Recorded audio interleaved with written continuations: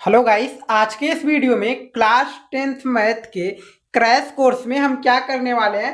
Chapter 3, ठीक है, chapter 3 दो चर वाले रैखिक समीकरण युग्म का वन शॉट यानी एक वीडियो में सभी चैप्टर यानी यह चैप्टर खत्म हो जाएगा और जितने इंपॉर्टेंट क्वेश्चन होंगे वही सिर्फ हम करेंगे जो बोर्ड एग्जाम 2025 में पूछे जाने वाले प्रश्न होंगे। ठीक है, समझ गए। तो अगर आप इस वीडियो पे आ गए हैं तो अपने आप को लकी समझिए, क्योंकि आप सब इस चैनल किस चैनल के माध्यम से पढ़ रहे हैं आपको नहीं पता अगर आप लोग नए आए, क्योंकि इस चैनल पर जो भी क्वेश्चन पढ़ाया जाता है बिल्कुल दिमाग में फिक्स होता है, फिर कहीं इधर उधर नहीं जाना पड़ेगा आपको। ठीक है, तैयारी बिल्कुल बेहतर होगा। तो आपको जो है हम बता दें 100 में 100% जितना हम बता देंगे, 100 में 100% जो होगा जितना हम बता देंगे, अगर दो चर वाले रैखिक समीकरण से पूछेगा तो उसके अंदर ही पूछ लेगा। ठीक है, और दो चर वाले रैखिक समीकरण से बहुत क्वेश्चन पूछता है। ठीक है, आप सबको नहीं पता और जितना हम सब जितना बता देंगे उसके अंदर से पूछ लेगा और ज्यादा बातें नहीं करेंगे, क्वेश्चन को सॉल्व करेंगे। ठीक है, बट जो आप सब समझ रहे हैं कि आप सबको देखिए इसमें जो कॉन्सेप्ट तो नहीं पढ़ाया जाएगा, क्योंकि कॉन्सेप्ट तो हम आपको बता दिए हैं जब चैप्टर वाइज पढ़ाए थे। अगर नहीं देखें, अगर कॉन्सेप्ट के साथ इसको पढ़ना चाहते हैं तो डिस्क्रिप्शन बॉक्स में लिंक है, क्लिक करके राजीव प्रकाशन जी के बुक से हमने सोल्यूशन कराया है, उसमें कॉन्सेप्ट भी बताया हुआ है। तो वहां से आप कॉन्सेप्ट पढ़ के आप डायरेक्ट इंपॉर्टेंट क्वेश्चन कर सकते हैं, या तो आप डायरेक्ट इंपॉर्टेंट क्वेश्चन करिए, आपको जो है कॉन्सेप्ट समझाते हम ले जाएंगे, यानी एक एक फॉर्मूले बताते ले जाएंगे। ठीक है, तो इसका आप समझेंगे, आप पढ़ेंगे तो पढ़ेंगे, बट इसका पीडीएफ कहाँ मिलेगा भाई साहब, कहाँ मिलेगा पीडीएफ? आपको कहाँ मिलेगा आप सबको पता है? नहीं पता है ना? तो ग्रुप से ज्वाइन हो जाइए 90 26 20 66 20 ग्रुप से, यही व्हाट्सअप नंबर है, इस ग्रुप से आप ज्वाइन हो जाइए। ज्वाइन कैसे होंगे? आप सब जो है 99 रुपये आपको पे करना पड़ेगा। ठीक है, आपको एक स्कैनर दिया जाएगा, ठीक है, उस पर पेमेंट, उसको हम बाद में बताएंगे। ठीक है, जिनको ग्रुप में ज्वाइन होना रहेगा वो मैसेज कर देंगे। ठीक है, क्योंकि पीडीएफ आपको ग्रुप में ही मिलता है और एक व्हाट्सएप चैनल का लिंक दिया जाएगा जो क्रैश कोर्स बोर्ड एग्जाम 2025 के नाम से चलता है, सॉरी मैथ लिखा रहता है पहले, उस पे उस आपका चैनल जो है मैथ लिखा रहेगा, उसके बाद क्रैश कोर्स 2025 लिखा रहेगा, मतलब उस पे जो भी वीडियो होगा क्रैश कोर्स का होगा, जो भी पीडीएफ होगा क्रैश कोर्स का मैथ का होगा, बिल्कुल अलग है।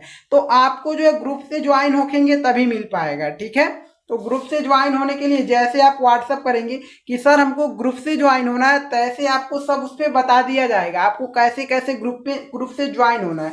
तो पहले क्वेश्चन को आप देख सकते हैं, मोस्ट इंपॉर्टेंट क्वेश्चन है। क्या है आपका? Most important question.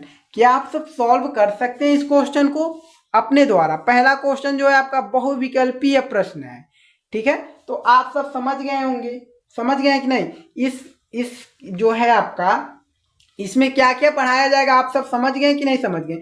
यानी दो चर वाले रैखिक समीकरण का युग्म का, दो चर वाले रैखिक समीकरण युग्म का वन शॉट का मतलब एक ही वीडियो में आपका सभी जो है दो चर वाले रैखिक समीकरण के सभी जितने मतलब इंपॉर्टेंट मोस्ट इंपॉर्टेंट क्वेश्चन है सभी सॉल्व होके आपको मिल जाएंगे। ठीक है, जितना बता देंगे उतना बोर्ड एग्जाम में उसके अंदर से ही आ जाना है। ठीक है, तो क्या क्वेश्चन ये आपको बिल्कुल समझ में आ रहा है? नहीं ना आ रहा है, कुछ बच्चों को आ रहा होगा, कुछ बच्चों को नहीं आ रहा है। तो नहीं आ रहा है तो बिल्कुल घबराना नहीं है आपको।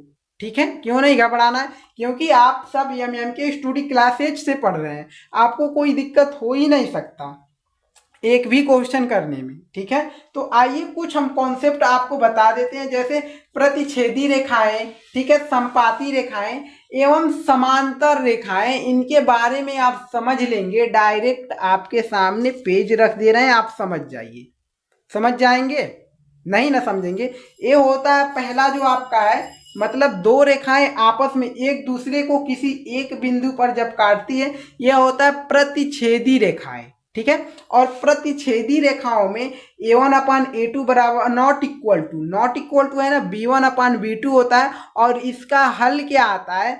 अद्वितीय हल आता है। जब भी आपका अद्वितीय हल कहेगा तो फॉर्मूला यही लगेगा, प्रतिच्छेदी रेखाएं कहेगा क्वेश्चन में तो फॉर्मूला यही लगेगा।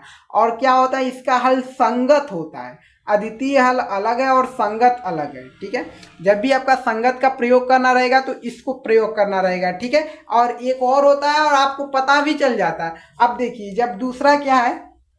संपाती रेखाएं। ठीक है, समपाती रेखाओं का मतलब जो है आपका एक रेखा है, फिर उस पर एक रेखा और मतलब कई बिंदुओं पर काटेगा, ऐसा नहीं है एक बिंदु, एक रेखा है फिर उस पर ही एक रेखा है, उसको कहेंगे हम समपाती रेखाएं। ठीक है, तो ये जो है आपका कई बिंदुओं पर काटते, अनेक बिंदुओं पर काटते जा रहा है, इसलिए इसका हल जो होता है अनेक हल होता है, और ये भी आपका क्या होता है, संगत में होता है। ठीक है, और इसका फॉर्मूला आपके सामने a1/a2 बराबर b1/b2 बराबर c1/c2 होता है। ठीक है, और तीसरा जो है समांतर रेखाएं है, देख सकते हैं समांतर रेखाओं का मतलब क्या होता है, मतलब कि ये जो एक रेखा है इस दूसरी रेखा से बिल्कुल दूर है, कहीं ना आपका किसी बिंदु पर कहीं पर भी टच नहीं, कहीं पर नहीं काट रहा है, कोई भी दिक्कत नहीं है। ठीक है, कहीं नहीं कट कर रहा है, मतलब ये जो है कोई हल नहीं है इसका, इसका जो है हल क्या आता है, कोई हल नहीं आता है, और ये जो है असंगत में होता है। ठीक है, जब क्वेश्चन सॉल्व करेंगे सब पता चल जाएगा, असंगत कोई हल नहीं सब आपको पता चल जाएगा। और इसका फॉर्मूला क्या होता है, a1/a2 बराबर b1/b2 not equal to c1/c2। हमें आशा है कि ये सब फॉर्मूले आपको पता होंगे। ठीक है, हम सब क्वेश्चन को डायरेक्ट करते हैं, ज़्यादा टाइम वेस्ट ना करते हुए आप सबको इंपॉर्टेंट क्वेश्चनों की तैयारी करवाते हैं, आप सबको याद भी होगा हमें पता है। ठीक है, याद है ना, कोई भी दिक्कत नहीं है ना आप सबको। ठीक है, तो फॉर्मूला नहीं याद है तो भाई साहब दिक्कत ही दिक्कत है, याद कर लीजिए। क्वेश्चन क्या है, के किसी मान के लिए समीकरण युग्म, ठीक है, के किसी मान के लिए समीकरण युग्म 3x + y + 8, ठीक है, इक्वल टू 0 तथा 6x + ky, ठीक है, +16 इक्वल टू समपाती है। समपाती के लिए हमने फॉर्मूला क्या बताया, ये तो आपका बहुविकल्पी में पूछा है, ऑप्शन देकर ही हम सही कर लेंगे। यहाँ से हम हल कर लेते हैं, और बहुविकल्पी को कैसे हल करना है, जैसे चाहे तैसे हल करना है, रफ कार्य पर ही करना है आपको। तो OMR शीट दिया रहेगा, उस पर आपको घेरना रहेगा गोला। ठीक है, पता है ना आप सबको। तो के किस मान के लिए, यानी इस के का हमको मान निकालना, के किस मान के लिए ये जो रेखाएं हैं समपाती होंगी, यानी के का आपको मान ही निकालना है इसमें। तो के का मान क्या रहेगा, तो समपाती रेखाओं के लिए हमने आपको बताया है समपाती रेखाओं के लिए फॉर्मूला a1/a2, ठीक है, यही फॉर्मूला a1/a2 b1/b2 बराबर c1/c2, तीनों बराबर होते हैं। ठीक है, तो हल समपाती हम लिख देते हैं, समपाती मतलब a1/a2 बराबर b1/b2 बराबर c1/c2 होता है, यही होता है। मान को रख दीजिए, a1 का मान कहाँ से निकलेगा, समीकरण फर्स्ट से निकलेगा, a1 b1 c1 का मान, a2 b2 c2 से समीकरण 2 से निकलेगा, आप सबको पता होगा। तो a1 का मान x का गुणांक होता है, x का गुणांक क्या 3 है, तो हम 3 को रखेंगे a1 का मान, बटे a2 का मान जो है इसमें से निकलेगा, दूसरे वाले समीकरण से। x का गुणांक क्या है, a2 का मान ये 6 हो जाएगा, x का गुणांक 6 है तो 6 इक्वल टू b1 का मान क्या है, b1 का मान इसमें से निकलेगा, समीकरण फर्स्ट में से। ठीक है, तो b1 का y का गुणांक कुछ है नहीं दिखाई दे रहा है, यानी 1 होगा, प्लस में 1 है तो 1 सिर्फ लिखेंगे, अगर उसका गुणांक कुछ नहीं है तो 1 होगा। ठीक है, तो 1 हमने रखा, बटे b2 का गुणांक क्या है, b2 क्या होगा आपका, b2 जो y का, यानी समीकरण 2 में जो आपका y है उसका गुणांक क्या है, k है, तो हम k को रखेंगे। ठीक है, इक्वल टू c1 का मान क्या है, c1 का ये अचर पद जो होता है समीकरण फर्स्ट से उसका ले लेंगे, c1 8 बटे c2 का मान समीकरण दूसरे का अचर पद 16, तो हमने 16 को ले लिया। कोई यहाँ तक दिक्कत नहीं, हमको तो k का मान निकालना है, तो आसानी से या तो इसको बराबर दिखा दीजिए, या तो इन दोनों को बराबर दिखा दीजिए, किसी एक को बराबर दिखा देंगे आपका k का मान मिल जाएगा। तो हम इसको और इसको बराबर दिखा देते हैं, बराबर है ना, तो 3/6 इक्वल टू 1/k। अब यहाँ से देखिए 3 × 9 3, 3 दूना 6, कट गया, 1/2 बचा, 1/2 इक्वल टू 1/k। ठीक है, इसका गुणा इधर, इसका गुणा इधर, इसका गुणा इधर होगा, k हो जाएगा, इक्वल टू इसका गुणा इधर होगा तो 2 हो जाएगा। k का मान क्या निकला, k का मान हमारा 2 निकला। ठीक है, तो यानी k के किस मान के लिए, यानी k के 2 जब आपका मान रहेगा तब ये रेखाएं क्या होंगी, समपाती होंगी। समझ गए होंगे, हमें आशा है आप सबसे। ऑप्शन नंबर ए आपका विल बी राइट आंसर हो जाएगा, कोई भी किसी बच्चे को कहीं दिक्कत नहीं हुआ होगा, ऐसा क्वेश्चन कोई आपको लेकर ही नहीं आता है। ठीक है, सब आपको जो है वैसे क्वेश्चन कराते चले जाते हैं, कहते हैं न्यू क्वेश्चन पढ़िए भाई साहब, इंपॉर्टेंट क्वेश्चन पढ़िए। चैप्टर वाइज तो आपको कोई बताता ही नहीं है, चैप्टर वाइज पता है कहाँ बताया जाता है आप सबको, चैप्टर वाइज इंपॉर्टेंट क्वेश्चन जो है बड़े बड़े जो बच्चे ग्रुपों से ज्वाइन होते हैं उसमें ही बताया जाता है, बट उसमें से भी कुछ बच्चे समझ नहीं पाते हैं। ठीक है, आपको तो हम बिल्कुल फ्री में दे रहे हैं, तो आपको जो है इसका जो है कुछ अता पता नहीं है। फ्री में मिलने वाली चीज़ें बिल्कुल बेकार लगती हैं, बट कभी कभी फ्री में मिलने वाली चीज़ें आपको इतना हेल्प कर देती हैं, आप समझ नहीं पा सकते हैं। ठीक है, अगर हमारे चैनल के माध्यम से जुड़े हुए हैं तो बस सिर्फ और सिर्फ चैनल को सपोर्ट करिए। ठीक है, सपोर्ट करेंगे, हम आपका सपोर्ट करेंगे। तो आप सब अगर चैनल पे नए हैं तो चैनल को सब्सक्राइब कर दीजिए, और इस वीडियो को यहाँ तक देख लिए तो एक लाइक कर दीजिए, और क्वेश्चन को देखते जाइए किस तरीके से हम आपको समझाते हैं। एक भी क्वेश्चन ऐसा नहीं होगा कि आपको समझ में नहीं आएगा, और एक भी ऐसा क्वेश्चन नहीं होगा जो बोर्ड एग्जाम में पूछा हुआ ना क्वेश्चन होगा। ठीक है, सभी क्वेश्चन हम वही क्वेश्चन पढ़ाते हैं जो बच्चों को बोर्ड एग्जाम में फंसे क्वेश्चन।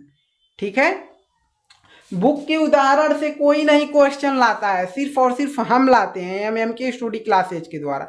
बुक के उदाहरण से कोई नहीं लाएगा।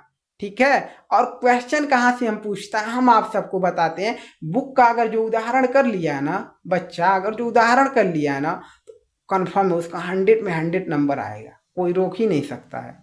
ठीक है, बुक के उदाहरण जो होते बुक के उदाहरण जो होते हैं बहुत ही बेहतर क्वेश्चन होते हैं, और एग्जामिनर ज़्यादातर जो है पिछले वर्ष से क्वेश्चन उठाता है, मतलब जो अनसॉल्व से क्वेश्चन उठाता है और बुक के उदाहरण से क्वेश्चन उठाता है। बहुत कम जो ऐसा होता है प्रश्नावलियों से क्वेश्चन उठता है, और जो भी प्रश्नावली से उठने वाले क्वेश्चन होंगे हम वो सब प्रश्न लाए हैं इस वीडियो में, और उदाहरण के तो बहुत प्रश्न लाए हैं।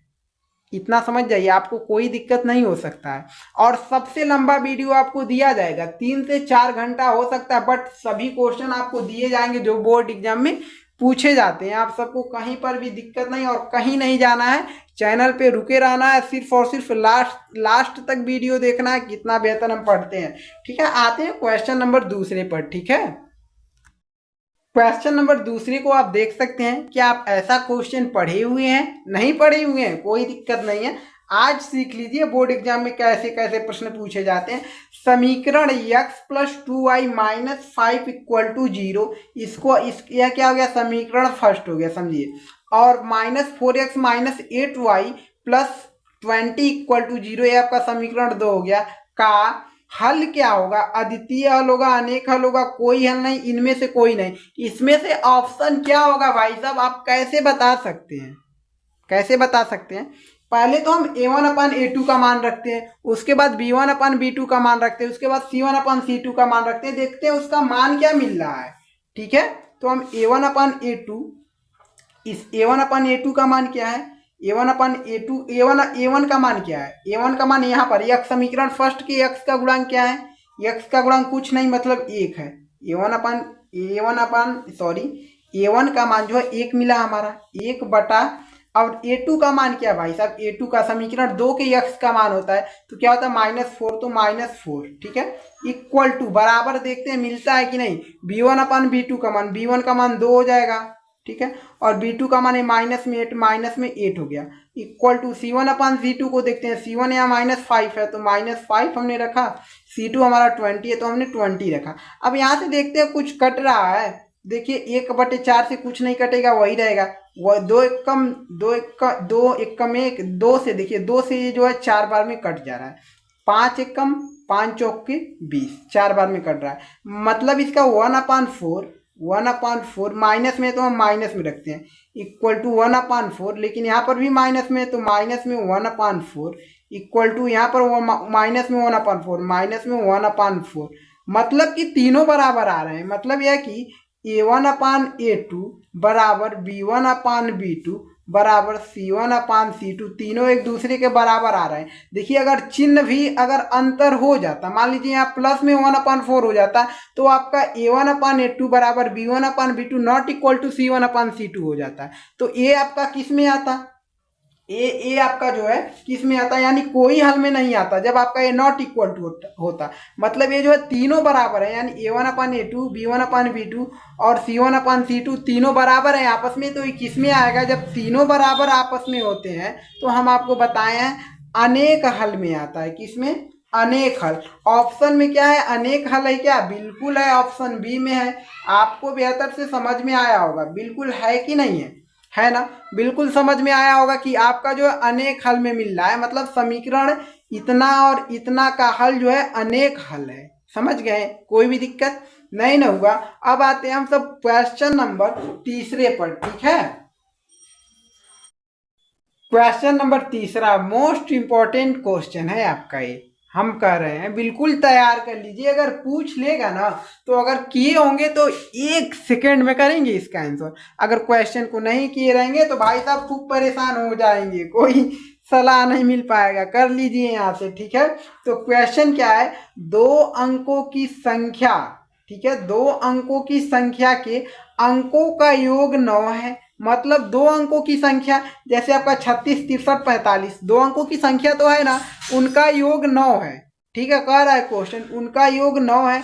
यदि संख्या में 27 जोड़ दिया जाता है तो अंकों के स्थान परिवर्तित हो जाते हैं, मतलब अंकों के स्थान इधर उधर हो जाते हैं। जो दहाई का अंक होता है वो इकाई के अंक में चला जाता है, जो इकाई का अंक होता है वो दहाई के अंक में चला आता है। ठीक है, समझ गए।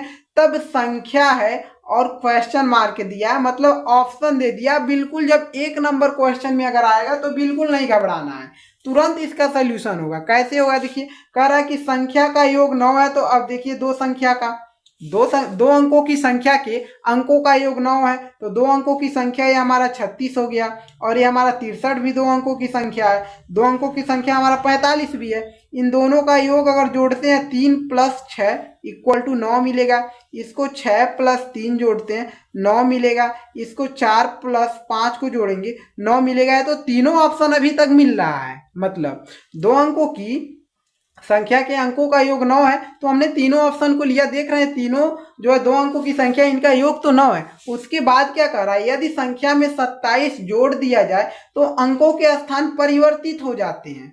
ठीक है, अगर हम देखिए, अगर हम 45 में अगर 27 जोड़ दें तो अगर हमारा 5 पहले आ जाए फिर 4 बाद में आ जाए, यानी 54 हो जाए, तो आपका ऑप्शन ए सही हो जाएगा। और 63 में अगर हम 27 जोड़ दें तो 3 पहले आ जाए और 6 बाद में चला जाए, यानी 36 हो जाए, तो आपका सही हो जाएगा। तो ये तो कभी हो ही नहीं सकता, इसमें हम जोड़ेंगे तो 36 आ ही नहीं सकता आपका, मतलब अंकों के स्थान परिवर्तित हो जाए। मतलब दहाई का अंक इकाई में, इकाई का अंक दहाई में। अगर 36 में अगर हम 27 जोड़ दें, 36 में अगर हम प्लस में 27 जोड़ दें तो देखिए जोड़ते हैं, आपका 6 7 कितना होता है, 13 का 3 हासिल मिला 1, 3 2 5 1 6 63। क्या अंकों के स्थान परिवर्तित हुए? बिल्कुल हुए। देखिए 36 में अगर हम 27 जोड़ें तो 3 आपका इधर आ गया, 6 आपका इधर आ गया, बिल्कुल परिवर्तित हो गया। मतलब ऑप्शन ए आपका सही हो जाएगा। ठीक है, मतलब देखिए मिल गया हमारा। 2 अंकों की संख्या का योग 9 है, इन दोनों का अगर हम जोड़ते हैं तो योग तो 9 ही मिलेगा। यदि संख्या में 27 जोड़ दिया जाता है, ठीक है, जोड़ दिया जाता है तो अंकों के स्थान परिवर्तित हो जाते हैं। बिल्कुल, इसमें अगर हम 27 जोड़ेंगे तो अंकों के स्थान परिवर्तित हो जाएंगे, तब संख्या आपका 36 है। अगर इसमें आप 27 जोड़ेंगे तो आपको जो है कुछ अलग ही मिलेगा, जोड़कर आप देख सकते हैं। और 45 में अगर आप 27 जोड़ेंगे तो 54 तो मिल ही नहीं सकता है आपका। ठीक है, और ज्यादा मिलेगा, जोड़कर देखेंगे नहीं अंकों के स्थान परिवर्तित होंगे। ठीक है, समझ गए होंगे। ऐसे ही करना है, तुरंत करके आना है, तुरंत, इतना टाइम नहीं लेना, हम आपको समझाने में टाइम दिए हैं। ठीक है, अब देखिए आपको जो अगर यही क्वेश्चन 2 अंकों में पूछ ले तो किस तरीके से करना है, किस तरीके से करना आपको पता है भाई साहब? नहीं ना पता है, आगे पता चल जाएगा। इसमें का क्वेश्चन अभी भर भर के है, घबराना नहीं है, कहीं जाना भी नहीं है। इसमें का क्वेश्चन 1 अंक में पूछता है, 2 अंकों में, 4 अंकों में भी पूछ लेता है। ठीक है, 4 अंकों में भी पूछता है ये क्वेश्चन। ठीक है, तो यहाँ तक आ गए हैं तो हम कह रहे हैं मेरी बात मानिए, ग्रुप से ज्वाइन हो जाइए, बहुत ही हेल्प होगा आपका। देखिए जब बोर्ड एग्जाम नज़दीक आ जाएगा तो आपको जो है वीडियो देखने का टाइम नहीं मिल पाएगा। 15 दिनों में या 1-2 दिनों में, मान लीजिए एक कल आपका पेपर है तो क्या आप पूरी वीडियो देख सकते हैं? नहीं, बट पूरा पीडीएफ पढ़ तो सकते हैं। और पीडीएफ पढ़ने के लिए आपको क्या करना है, सिर्फ और सिर्फ कम से कम मात्र 99 रुपये में, जिससे हमारा भी मदद हो जाएगा आप सबकी तैयारी कराने में। ठीक है, गुरु दक्षिणा समझकर आप देते हैं, आपको ज्वाइन अगर ग्रुप से करते हैं, बिल्कुल घबराना ही नहीं। हम इस तरीके से व्हाट्सएप चैनल बनाए हुए हैं कि जो है अलग अलग आपको दिया जाता है। साइंस का अलग दिया जाता है, मैथ का अलग दिया जाता है, हिंदी का अलग दिया जाता है। कहीं पर भी किसी भी सब्जेक्ट में कोई दिक्कत नहीं है। क्रैश कोर्स के नाम से चल रहा है 99 रुपए में। तीनों सब्जेक्टों की तैयारी सबसे बेहतर करनी है तो एमएम के स्टडी क्लासेस से बिल्कुल जुड़ जाइए। कहीं पर भी कहीं नहीं जाना है, बिल्कुल बेहतर तैयारी करना है, ठीक है। सिर्फ और सिर्फ कम मात्रा में चार्ज किए ताकि हमारा मदद हो सके। आप सबकी जो है 24 घंटे होते हैं तो आपको 12 घंटा दे सके हम, तो 12 घंटा आपको देने के लिए सिर्फ और सिर्फ 99 रुपये पेमेंट करिए और इस क्लासेज से जुड़ जाइए बिल्कुल बेहतर तरीके से। यूट्यूब पर वीडियो कुछ आपको मिलते हैं, कुछ नहीं मिलते हैं। अगर आप जुड़े रहेंगे तो आपको जो है बहुत प्रॉफिट होगा।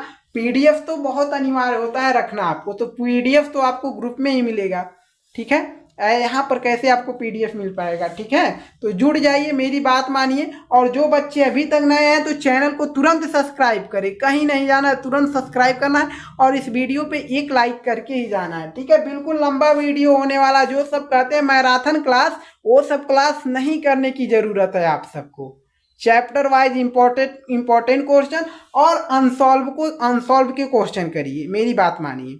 चैप्टर वाइज इंपॉर्टेंट क्वेश्चन करिए और अनसॉल्व को क्वेश्चन करिए। देखिए 100 में 100% आता है कि नहीं आता है, कहीं पर भी नहीं जाना है। 10 इंपॉर्टेंट क्वेश्चन 50 इंपॉर्टेंट क्वेश्चन करते हार जाएंगे, एक क्वेश्चन नहीं मिलेगा, देख लीजिएगा, ठीक है। अब आते हैं हम सब क्वेश्चन नंबर 4 पर। अब बिल्कुल नहीं बात करेंगे, अब एक भी बात नहीं, सिर्फ और सिर्फ क्वेश्चन करेंगे। हम एक बार कह दिए कि 100 में 100% यहीं से आना है। अगर पढ़ रहे हैं तो इसमें से ही आ जाएगा। हम इतना ज़्यादा क्वेश्चन कराएंगे जो सब क्वेश्चन भी समझ में आएंगे और उसमें से ही मिल जाएगा, ठीक है, कोई भी दिक्कत भी नहीं होगा। तो आते हैं चौथे नंबर क्वेश्चन पर, ठीक है। क्वेश्चन नंबर 4 को आप देख सकते हैं, तो आइए सोल्यूशन करते हैं, ठीक है। एम के, देखिए कितना बेहतर क्वेश्चन है, पहले मोस्ट इंपॉर्टेंट क्वेश्चन है, ठीक है। एम के किस मान के लिए समीकरण युग में 5x + 8y + 13 = 0 तथा mx + 16y + 26 = 0 के अनेक हल हैं, अनेक हल हैं। यम के किस मान के लिए, यानी यम का मान निकालना है और यम के किस मान के लिए जो है दोनों समीकरणों का अनेक हल है। और अनेक हल के लिए हम आपको क्या बताए थे फॉर्मूला, अनेक हल जब कहेगा, अनेक हल का मतलब इसकी रेखाएं क्या है। जब आपका अनेक हल, जब हम कहे थे अनेक हल कहेगा तो आपका a1/a2 = b1/b2 = c1/c2 पे मान रखेंगे। और अनेक हल में रेखाएं इसकी क्या होती है, संपाती होती है। क्या होती है, संपाती। रेखाएं क्या होती है, संपाती, यानी अनेक बिंदुओं पर कटती हैं, ठीक है। यानी एक ही रेखा पर दोनों रेखाएं होती है, अनेक बिंदुओं पर कट करती है, अनेक हल में होता है, ठीक है। तो फॉर्मूले को हम रखें a1/a2 = b1/b2 = c1/c2, ठीक है। तो हम लगाते हैं, लिखते हैं a1 हल करें। हल क्या करना है, 1 अंक का प्रश्न है, तो a1/a2 = b1/b2, ठीक है, बराबर c1/c2, ठीक है। अब देखिए a1 का मान क्या, समीकरण फर्स्ट से x का गुणांक 5 है तो 5, a2 का समीकरण 2 से x का क्या गुणांक m है तो m लिखेंगे, इक्वल टू b1 का मान 8 हो जाएगा बटे b2 का मान यहाँ पर y का गुणांक क्या 16 तो 16 हो जाएगा, इक्वल टू चिन्ह के साथ देखना, अगर जिसका माइनस रहेगा तो माइनस चिन्ह लगा दीजिएगा, इक्वल टू c1 का मान अक्षर पद इसका 13 है तो हम 13 रखेंगे, बटे c2 का मान यहाँ पर 26 है तो हम 26 को रख देते हैं, ठीक है। अब देखिए तीनों बराबर हैं, हमको निकालना है m का मान, तो आप या तो इसको और इसको एक साथ बराबर ले लीजिए या तो इसको एक साथ बराबर ले लीजिए। आपको तो सिर्फ और सिर्फ m का ही मान निकालना है ना, तो हम इसको और इसको बराबर ले लेते हैं। तो देखिए इसको काट भी देते हैं, यहाँ पर 8 एकम 8, 8 दूना 16, यानी 1/2 मिल रहा है, ठीक है। देखिए 5/m इक्वल टू 1/2, अगर 13 एकम 13, 13 दूना 26, अगर इसके भी बराबर लेते तो वही आता, आपको समझ में आ गया होगा, ठीक है। अब यहाँ पर देखिए इसका गुणा इधर m का गुणा 1 में करेंगे तो m मिलेगा, इक्वल टू 2 का गुणा 5 में करेंगे तो 10 मिलेगा, यानी m का मान क्या मिल गया, 10 मिल गया। और यही आपका आंसर हो जाएगा। ऑप्शन किस में मिल रहा है भाई साहब, ऑप्शन जो है ए में मिल रहा है, option A will be right answer है, 10 मिल गया हमारा, ठीक है। कोई भी दिक्कत किसी भी बच्चे को कहीं पर भी, हम तो लाइव है नहीं आपके लिए, क्योंकि लाइव जो है अभी आप तक सपोर्ट नहीं किए कि हम आप सबके लिए लाइव आ सकें और डिजिटल बोर्ड ले सकें, ठीक है। ऐसा नहीं है, हम आप सबको कई भी बार भी बताया कि डिजिटल बोर्ड नहीं है तो ऐसा नहीं आपकी तैयारी बेहतर नहीं होगी। डिजिटल बोर्ड से ज़्यादा बेहतर तैयारी हम करवाएंगे, आप सब सपोर्ट करेंगे तो आप हम देखिए इस बारी बच्चों को अगर डिजिटल बोर्ड से नहीं पढ़ा रहे हैं तो ऐसा नहीं इस बारी बच्चे को कोई दिक्कत होगा, कभी भी दिक्कत नहीं हो सकता। आप लोग ऐसे ही सपोर्ट करते जाएंगे तो आपसे जो बाद में हमारे शिष्य मिलेंगे उनको तो हम डिजिटल बोर्ड से पढ़ाएंगे, और आप सब जो है कहेंगे कि सर जब स्टार्ट किए थे क्लास तो हमने पढ़ा था सर से और हमने सीखा था उनसे किस तरीके से क्वेश्चनों को समझाते हैं। ठीक है, बिल्कुल दिमाग में ठोका जाता है यहाँ पर क्वेश्चन। ठीक है, क्वेश्चन नंबर 4 सोल्यूशन हो चुका है। क्वेश्चन नंबर 5 पर हम आते हैं। बहुत ही बेहतर क्वेश्चन था, बिल्कुल तैयार कर लीजिएगा इसको। ठीक है, सभी क्वेश्चनों को। आते हैं क्वेश्चन नंबर 5 नंबर क्वेश्चन पे। ठीक है, क्वेश्चन नंबर 5 को आप देख सकते हैं। ठीक है, मान लीजिए क्वेश्चन इस तरीके से पूछ लेता है, जिस तरीके से क्वेश्चन हम लेकर आए हैं। यदि समीकरण x plus y equal to 10 का एक हल कह रहा है x equal to 3m plus 2 तथा y इक्वल टू 4 है, तो m का मान ज्ञात कीजिए। भाई साहब इसमें अब क्या करना पड़ेगा आपका, देख लीजिए। इसमें तो दो समीकरण दिए भी नहीं है और आप सबको समझ में भी नहीं आ रहा होगा कि कैसे सॉल्व करें इसका, तो बस ध्यान पूर्वक देखिए, समझ में आ जाएगा। यदि समीकरण x प्लस, यहां से हल कर देते हैं, x plus y equal to 10 है, तो यहाँ पर देखिए x का मान क्या है 3m प्लस 2, यहाँ पर x का मान क्या रख देते हैं 3m प्लस 2 रख देते हैं। तो हम रख देते हैं x का मान 3m प्लस में 2 रख दें, प्लस में क्या रख दें प्लस 2 रख देते हैं। ये हो गया आपका x का मान, कोष्टक बंद, प्लस चिन्ह लगा। y का मान यहाँ पर देख सकते हैं, y का मान 4 है, तो क्या हम 4 रख सकते हैं ना, तो हम 4 रख देते हैं इक्वल टू 10। अब हमको फोकस करना है कि हमको तो m का मान निकालना है ना, तो हम m का मान आसानी से निकालेंगे, कोई भी दिक्कत नहीं होगा। तो ये आपका 3m है तो 3m रहेगा, प्लस 2 है और यहाँ पर प्लस है, ऐसा नहीं कि गुणा होगा, यहाँ पर चिन्ह है, तो 2 और 4 को हम जोड़ लेते हैं तो 6 हो जाएगा, प्लस 6 हो जाएगा इक्वल टू 10। अब 6 को हम उधर भेजते हैं, तो इधर आपका 3m इक्वल टू 6 उधर जाएगा तो 10 माइनस में 6 हो जाएगा। ठीक है, अब इधर देखिए 10 माइनस में 6 हो गया तो 3m इक्वल टू 10 में से अगर 6 बचता है, 6 घटता है तो आपका क्या बचेगा 4 बचेगा। 4 3 को हम उधर भेजते हैं 4 की तरफ, तो m इक्वल टू 4/3 मिला, और यह जो m का मान मिल गया 4/3 मिल गया। और ऑप्शन में आप देख सकते हैं ऑप्शन नंबर कौन सा सही है, 4/3 किस में है, ऑप्शन सी में हम देख पा रहे हैं, बिल्कुल राइट आंसर हो जाएगा। किसी को कहीं पर दिक्कत नहीं होगा दिक्कत। ठीक है, अब आते हैं क्वेश्चन नंबर आते हैं हम सब 5 था 6 नंबर क्वेश्चन पे। ठीक है, सभी क्वेश्चन बिल्कुल ध्यान पूर्वक समझिएगा, हम एक बार नहीं 1000 बार कर रहे हैं, सभी क्वेश्चन आएंगे। नहीं सभी नहीं आएंगे इसमें से, मगर बट आएगा, तैयार कर लीजिएगा। आपसे कितना रिक्वेस्ट करें हम, ठीक है, यानी सभी इंपॉर्टेंट क्वेश्चन ही बता रहे हैं हम। ठीक है ना, चैप्टर वाइज हमारा काम होता है बताना, वैसे भी लेकर आएंगे बट पहले हम चैप्टर वाइज बच्चों के लिए खत्म तो कर दें, उसके बाद जो कहीं से भी क्वेश्चन लाएंगे तो समझ में आएगा। वैसे कहीं से भी क्वेश्चन लाए समझ में आएगा नहीं आएगा, बिल्कुल अगर पूरे चैप्टर को चैप्टर वाइज सॉल्व किए रहेंगे तो बिल्कुल समझ में आएगा। ठीक है, तो आते हैं क्वेश्चन नंबर 6 पर। ठीक है, बट 6 नंबर क्वेश्चन जो है आपका, अब जो बहुविकल्पी प्रश्न समाप्त, इसका इतना में आप समझ जाएंगे जितना। इसके बाद जो है 2 अंकों में पूछे जाने वाले क्वेश्चन 4 अंकों में, और 6 अंकों में पूछे जाने वाले क्वेश्चन जो है किसका, 2 चर वाले रैखिक समीकरण युग्म का हम सब सॉल्व करते हैं। ठीक है, अब देखिए आप घबराइएगा मत कि 5 ही प्रश्न सर क्यों दिए, 5 ही प्रश्न दिए ना, अभी जो होगा उसमें से भी बहुविकल्पी पूछ लेता है। ठीक है, तो इतना अगर आप लोग तैयार करते हैं तो क्वेश्चन तो सबसे देता है ना, जरूरी नहीं है 2 चर वाले रैखिक समीकरण, सब में से देता है, सब चैप्टरों से देता है। ठीक है, तो एक एक चैप्टर से तो एक एक बहुविकल्पी तो निकालता ही है। ठीक है, एक चैप्टर से एक ही बहुविकल्पी पूछता है ज्यादातर, कभी कभी 2 पूछ लेता है, बहुत ज्यादा किसी किसी से 2 पूछ लेता है, यही होता है, इससे ज्यादा तो पूछता नहीं है। ठीक है, तो 5 बहुविकल्पी अगर आप लोग कर लिए तो बहुत है, और भी आपको जो है मिलेंगे क्वेश्चन, बट हम सब इसके 2 नंबर 6 नंबर और 4 अंक में पूछे जाने वाले क्वेश्चन करते हैं। ठीक है, आपको बहुत ज्यादा ही क्वेश्चन करना है। ठीक है, तो अनसॉल्व को करिए, हम कई बार बताएं आप सबको। ठीक है, अनसॉल्व कर रहे हैं, इस चैनल के माध्यम से भी कर सकते हैं। ठीक है, तो आते हैं 6 नंबर वाले को, 6 नहीं सॉरी 4 अंक में पूछ लेता है, और कभी कभी 6 अंक में भी पूछ लेता है।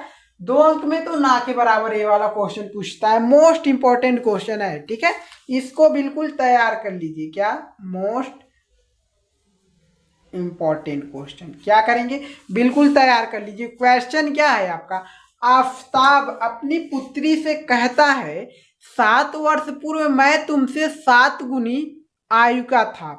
आफताब कोई आदमी है, कोई व्यक्ति है जो अपनी पुत्री से कहता है कि 7 वर्ष पूर्व जो है मैं तुमसे 7 गुनी आयु का था। अब से 3 वर्ष बाद मैं तुमसे केवल 3 गुनी आयु का रह जाऊंगा। अब से 3 वर्ष बाद कह रहा है कि मैं केवल तुमसे 3 गुनी आयु का रह जाऊंगा।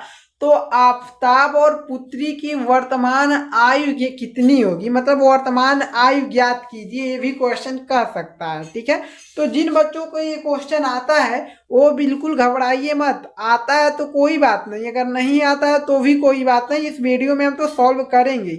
बट अगर आता है आप कई बार भी सॉल्व करेंगे तो भी देखिए, क्योंकि इस चैनल पर आपको उस तरीके से बताया जाएगा जिस तरीके से आपको बोर्ड एग्जाम में करके आना है क्वेश्चन।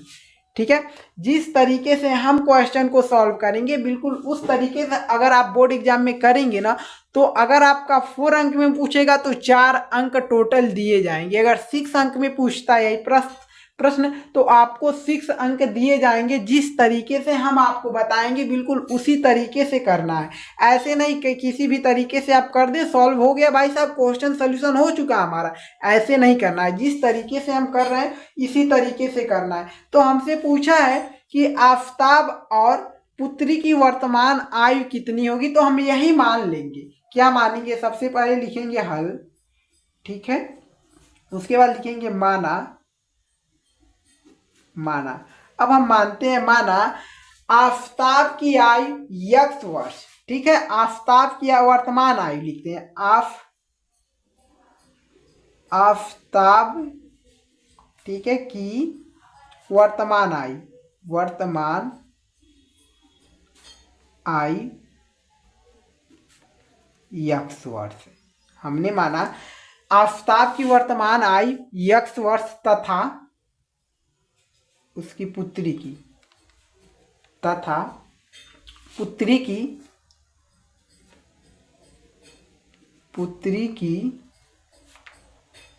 वर्तमान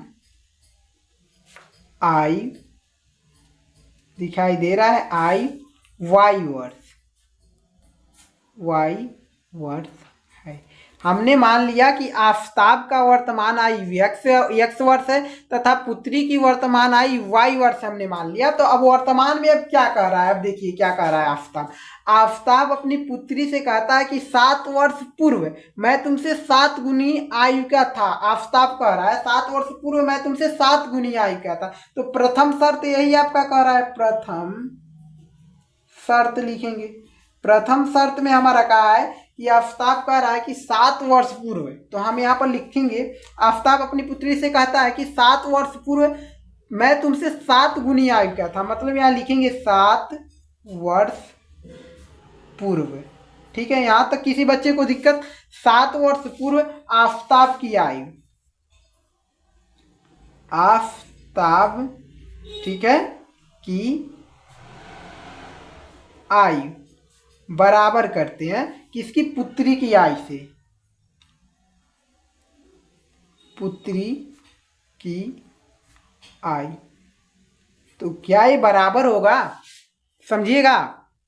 वर्ष पूर्व हमने किया, आफताब की आयु पुत्री की आयु से बराबर होगा, नहीं होगा। अभी तो बराबर तो है ही नहीं, इसको बराबर करना पड़ेगा। कैसे बराबर होगा, तो देखिए आफताब अपनी पुत्री से कहता है 7 वर्ष पूर्व, हमने 7 वर्ष पूर्व लिखा, मैं तुमसे 7 गुनी आयु का, मैं तुमसे 7 गुनी आयु का था, मतलब पुत्री से जो है 7 गुनी आयु का ये बड़ा था, 7 गुनी आयु का था इसके पुत्री की आयु से। तो हम 7 से किसमें गुणा करेंगे, जो छोटा है। कौन छोटा है, पुत्री तो छोटी है ना, 7 वर्ष 7 गुनी आयु, तो हम इसमें 7 से गुणा कर देंगे तो इसके इक्वल हो जाएगा, बराबर हो जाएगा। तो हम इसमें 7 से गुणा कर देते हैं, अब इसके इक्वल हो गया। ठीक है, ये इसके 7 गुना था ना, आफताब की आयु जो था इसके 7 गुना था पुत्री की, अब इसमें हम 7 से गुणा कर दिए तो ये दोनों इक्वल हो गए, बराबर हो गए। अब हम करते हैं सॉल्यूशन। ठीक है, अब देखिए आफताब की आयु हमने वर्तमान आयु माना x वर्ष, तो x और 7 वर्ष पूर्व कह रहा है, 7 वर्ष पूर्व मतलब 7 वर्ष पहले की बात कह रहा है, 7 वर्ष अगर आपको कोई कहे पहले 7 वर्ष से पहले आप किस आयु के थे, तो आप क्या कहेंगे? अगर 20 वर्ष के हैं तो आप कहेंगे 20 माइनस 7 कर देंगे, यानी 20 में से 7 घटा देंगे। अगर मान लीजिए आप 18 वर्ष के हैं तो कोई कहेगा 7 वर्ष पूर्व आप कितने वर्ष के थे, तो आप 18 में से 7 को घटा देंगे, आपको पता चल जाएगा। तो वैसे ही आफ्ताब की वर्तमान आयु x वर्ष हमने माना है, तो 7 वर्ष पूर्व क्या हो जाएगा? x माइनस 7 हो जाएगा कि नहीं हो जाएगा? ठीक है, कोष्टक में बराबर 7 गुणे आपका कोष्टक में पुत्री की आयु क्या हो जाएगी? 7 वर्ष पूर्व। आपकी y हमने माना है पुत्री को, तो y हमने माना है ना, तो y माइनस 7 हो जाएगा। यहाँ तक कोई दिक्कत नहीं ना? आप गुणा करते हैं, इससे एक समीकरण बनाएंगे। ठीक है, x माइनस 7 इक्वल टू 7 का अगर गुणा हम इधर करते हैं तो 7y होगा, 7y हो गया हमारा। ठीक है, अब देखिए अब क्या करेंगे? 7 का गुणा -7 में तो 49 हो जाएगा, प्लस माइनस माइनस होगा, माइनस 49। ठीक है, अब 7y को हम इधर ला लें और 7 को हम उधर भेज दें, यही होगा ना? ठीक है, किसी को उधर मत भेजें, सबको इधर ही ला लेते हैं, उधर बराबर इक्वल 0 कर लेते हैं। तो इधर आपका x, ये 7 इधर आएगा जो है 7y, तो इधर आएगा तो माइनस में 7y हो जाएगा। ठीक है, माइनस में 7y, ये आपका माइनस में 7 है तो माइनस में 7 रहेगा। 49 इधर आएगा तो प्लस में 49 हो जाएगा, प्लस में 49 इक्वल 0 इक्वल टू 0। अब देखिए x माइनस 7y, यहाँ से देखिए -7 और प्लस में 49 कौन अधिक है? 49 अधिक है ना। 49 में से 7 को घटा दीजिए, माइनस में है तो 42 आपका मिल जाएगा। सही है, प्लस में 42, क्योंकि प्लस वाला बड़ा था, प्लस में 42 इक्वल टू 0। इसको हम ले लेते हैं समीकरण फर्स्ट। प्रथम शर्त से हमारा मिला समीकरण फर्स्ट। ठीक है, अब बिल्कुल इसी तरीके से हम द्वितीय शर्त को भी करते हैं। ठीक है, द्वितीय शर्त क्या कहा है? पहले तो हम एक पेज ले लें ताकि बेहतर होगा आप सबके लिए। ठीक है, 1 सेकेंड ऐसे ही रहिएगा। ठीक है, इस पे करते हैं। इस पे क्या करेंगे? समीकरण फर्स्ट हमारा पता चल गया। अब समीकरण फर्स्ट पता चल गया। ठीक है, अब समीकरण सेकंड किसे? द्वितीय शर्त से निकालते हैं। तो यहाँ पर हम लिखेंगे द्वितीय शर्त, बिल्कुल ऐसे ही करना। अगर आपके बोर्ड एग्जाम में कॉपी बड़ा थोड़ा होता है तो यहाँ पर लाइन खींचिएगा, यहाँ पर लिखिएगा बगल में द्वितीय शर्त। ठीक है, समझ गए? तो देखिए द्वितीय शर्त लिखेंगे। द्वितीय शर्त क्या कह रहा है? आपका कह रहा है कि अब से 3 वर्ष बाद, क्या कर रहा है? 3 वर्ष बाद कह रहा है, तो यहां पर हम लिखेंगे 3 वर्ष बाद। 3 वर्ष बाद, क्या आप सबको दिखाई दे रहा है? बिल्कुल 3 वर्ष बाद क्या कर रहा है आफ्ताब? अब से 3 वर्ष बाद मैं तुमसे केवल 3 गुनी आयु का रह जाऊंगा। ठीक है, तो आपका 1 सेकेंड। ठीक है, आफ्ताब अपनी पुत्री से कह रहा है कि अब से 3 वर्ष बाद मैं तुमसे केवल 3 गुनी आयु का रह जाऊंगा 3 वर्ष बाद। तो क्या आफ्ताब की आयु हो जाएगी? आफ्ताब की आयु बराबर पुत्री की आयु, पुत्री की आयु से 3 गुनी आयु का रह जाएगा 3 वर्ष बाद ना, तो हम 3 से गुणा कर देंगे पुत्री की आयु में, तभी तो इक्वल होगा। ठीक है, तो 3 इंटू पुत्री। ठीक है, पुत्री की आयु, कोई दिक्कत नहीं ना। अब देखिए अब रखते हैं आफ्ताब की आयु।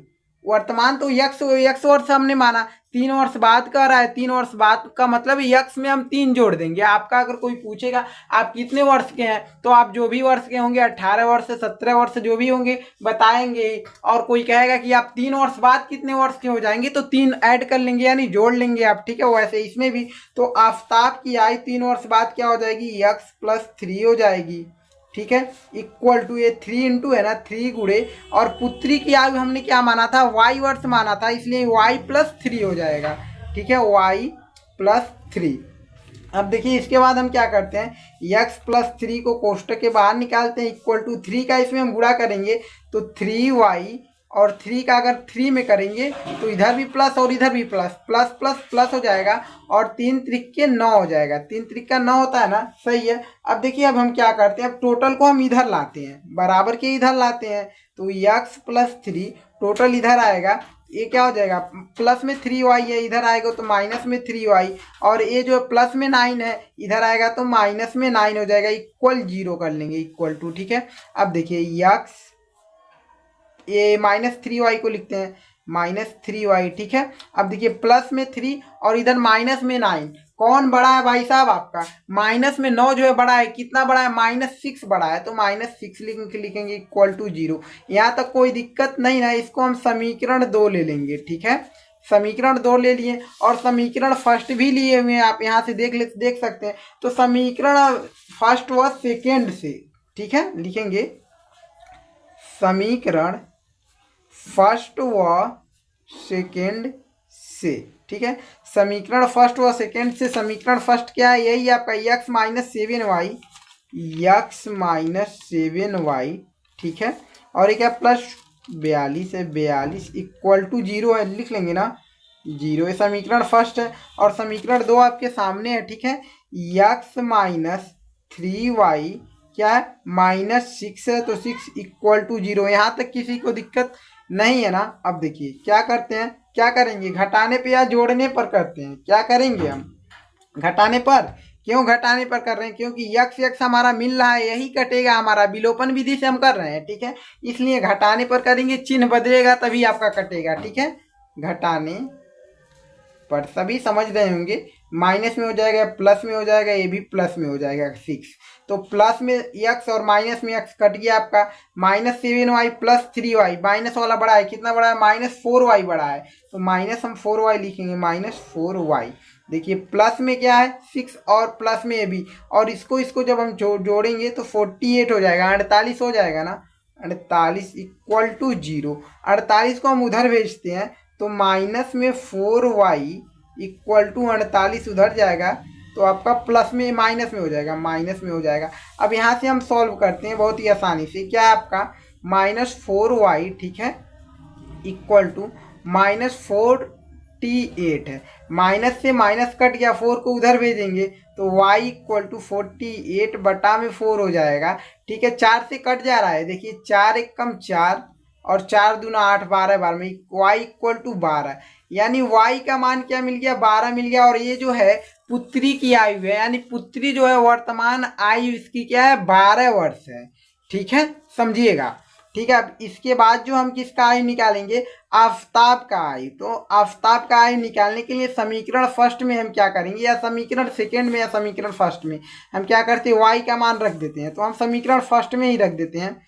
समीकरण फर्स्ट में y का मान रखने पर किसी बच्चे को कोई दिक्कत नहीं है ना। तो अब देखिए क्या है आपका? x माइनस 7y, ये y का मान 12 है, तो माइनस में 7 गुणे हम क्या करेंगे? 12 लिखेंगे, प्लस में 42 इक्वल टू 0, ठीक है। अब सॉल्व करते हैं, तो x का मान निकालना है, इस पर फोकस ही करना है, ठीक है।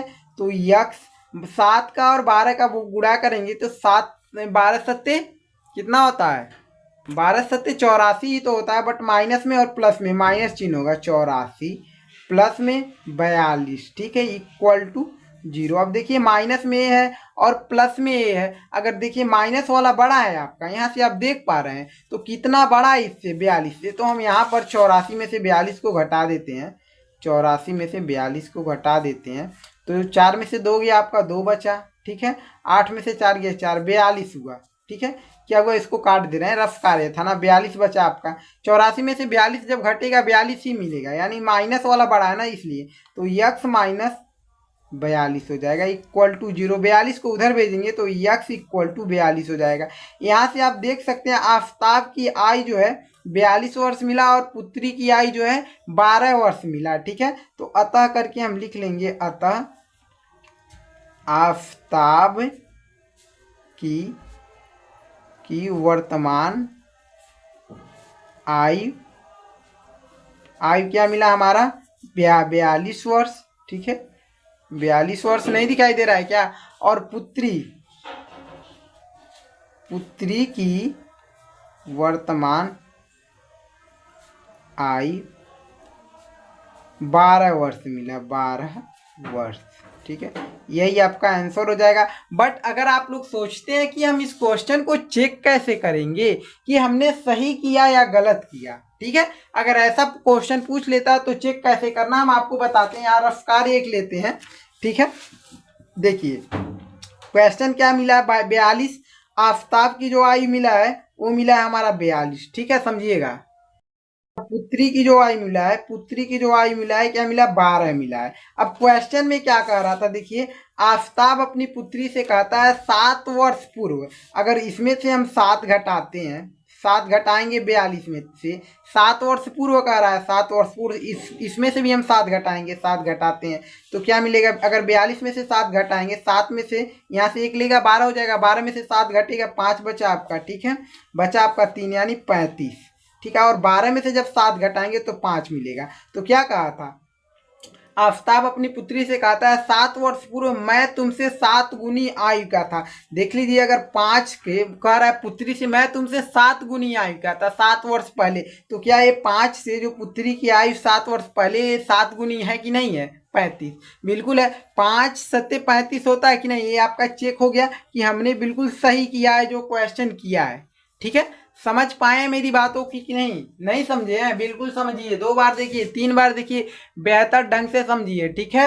अब आते हैं बेहतर क्वेश्चन पे, इसके आगे वाली क्वेश्चन पे, most important question, question number जो है आपका 7 नंबर क्वेश्चन पर आते हैं, ठीक है। Question number 7 most important question है, ठीक है। देख सकते हैं किस किस बार पूछा गया है, 2020 में भी पूछा गया है क्वेश्चन, 2022 में, 2023 में, 2024 में पूछा गया क्वेश्चन, और 2025 के बोर्ड एग्जाम में आ सकता है, जब भी आएगा 4 अंक में ही आएगा, ठीक है, 4 अंक में आता है क्वेश्चन। तो क्वेश्चन को पढ़िए, क्या क्वेश्चन कर रहा है आपका, कह रहा है कि एक आयताकार बाग, ठीक है, एक आयताकार बाग है, आयताकार मतलब समझते हैं, अभी बताते हैं, जिसकी लंबाई चौड़ाई से 4 मीटर अधिक है, मतलब लंबाई जो है चौड़ाई से 4 मीटर अधिक है, ठीक है, का अर्ध परिमाप 36 मीटर है, बाग की विमाएं ज्ञात कीजिए। बच्चे बहुत ज्यादा जो है कंफ्यूज हो जाएंगे, बाग की विमाएं क्या होती है भाई साहब, बाग की विमाएं हम क्या ज्ञात करें, ठीक है, जो बच्चे अगर नहीं जान पाएंगे तो बाग की विमाएं का मतलब यह कह रहा है कि बाग की लंबाई और चौड़ाई ज्ञात कीजिए, समझ गए अब आप सब, ठीक है।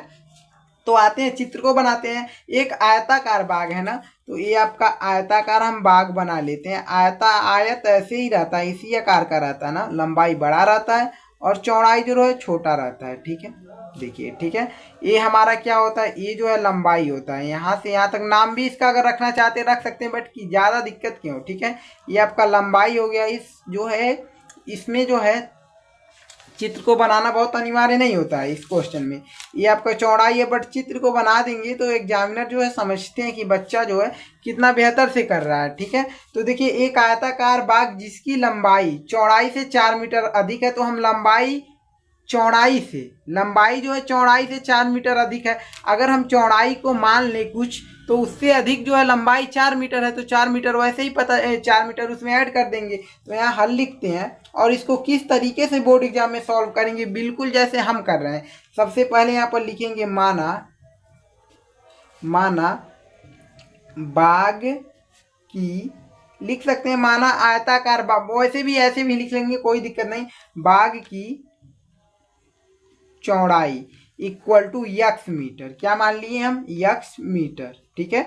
अगर बाग की चौड़ाई हमने यक्स मीटर माना है, तो क्वेश्चन देखिए क्या कर रहा है, एक आयताकार बाग जिसकी लंबाई चौड़ाई से 4 मीटर अधिक है, लंबाई जो है चौड़ाई से 4 मीटर अधिक है, यानी हमने चौड़ाई यक्स माना है, तो इस हिसाब से जो है ये आपका लंबाई यक्स प्लस 4 मीटर हो जाएगा कि नहीं, 4 मीटर अधिक उससे हो जाएगा।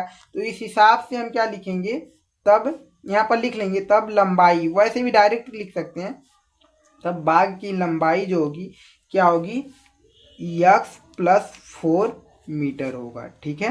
कोई भी दिक्कत यहाँ तक किसी बच्चे को नहीं ना। अब इसके बाद देखिए क्या दिया है, बाग का अर्ध परिमाप हमारा 36 मीटर दिया है, बाग का अर्ध परिमाप इक्वल टू 36 मीटर, और बाग का परिमाप का फॉर्मूला आप सबको पता है, बट अर्ध परिमाप का फॉर्मूला नहीं जानते हैं आप सब। तो जब अर्ध परिमाप कर रहा है तो लंबाई प्लस चौड़ाई लिख लेंगे, लंबाई प्लस चौड़ाई, कोई किसी बच्चे को दिक्कत नहीं।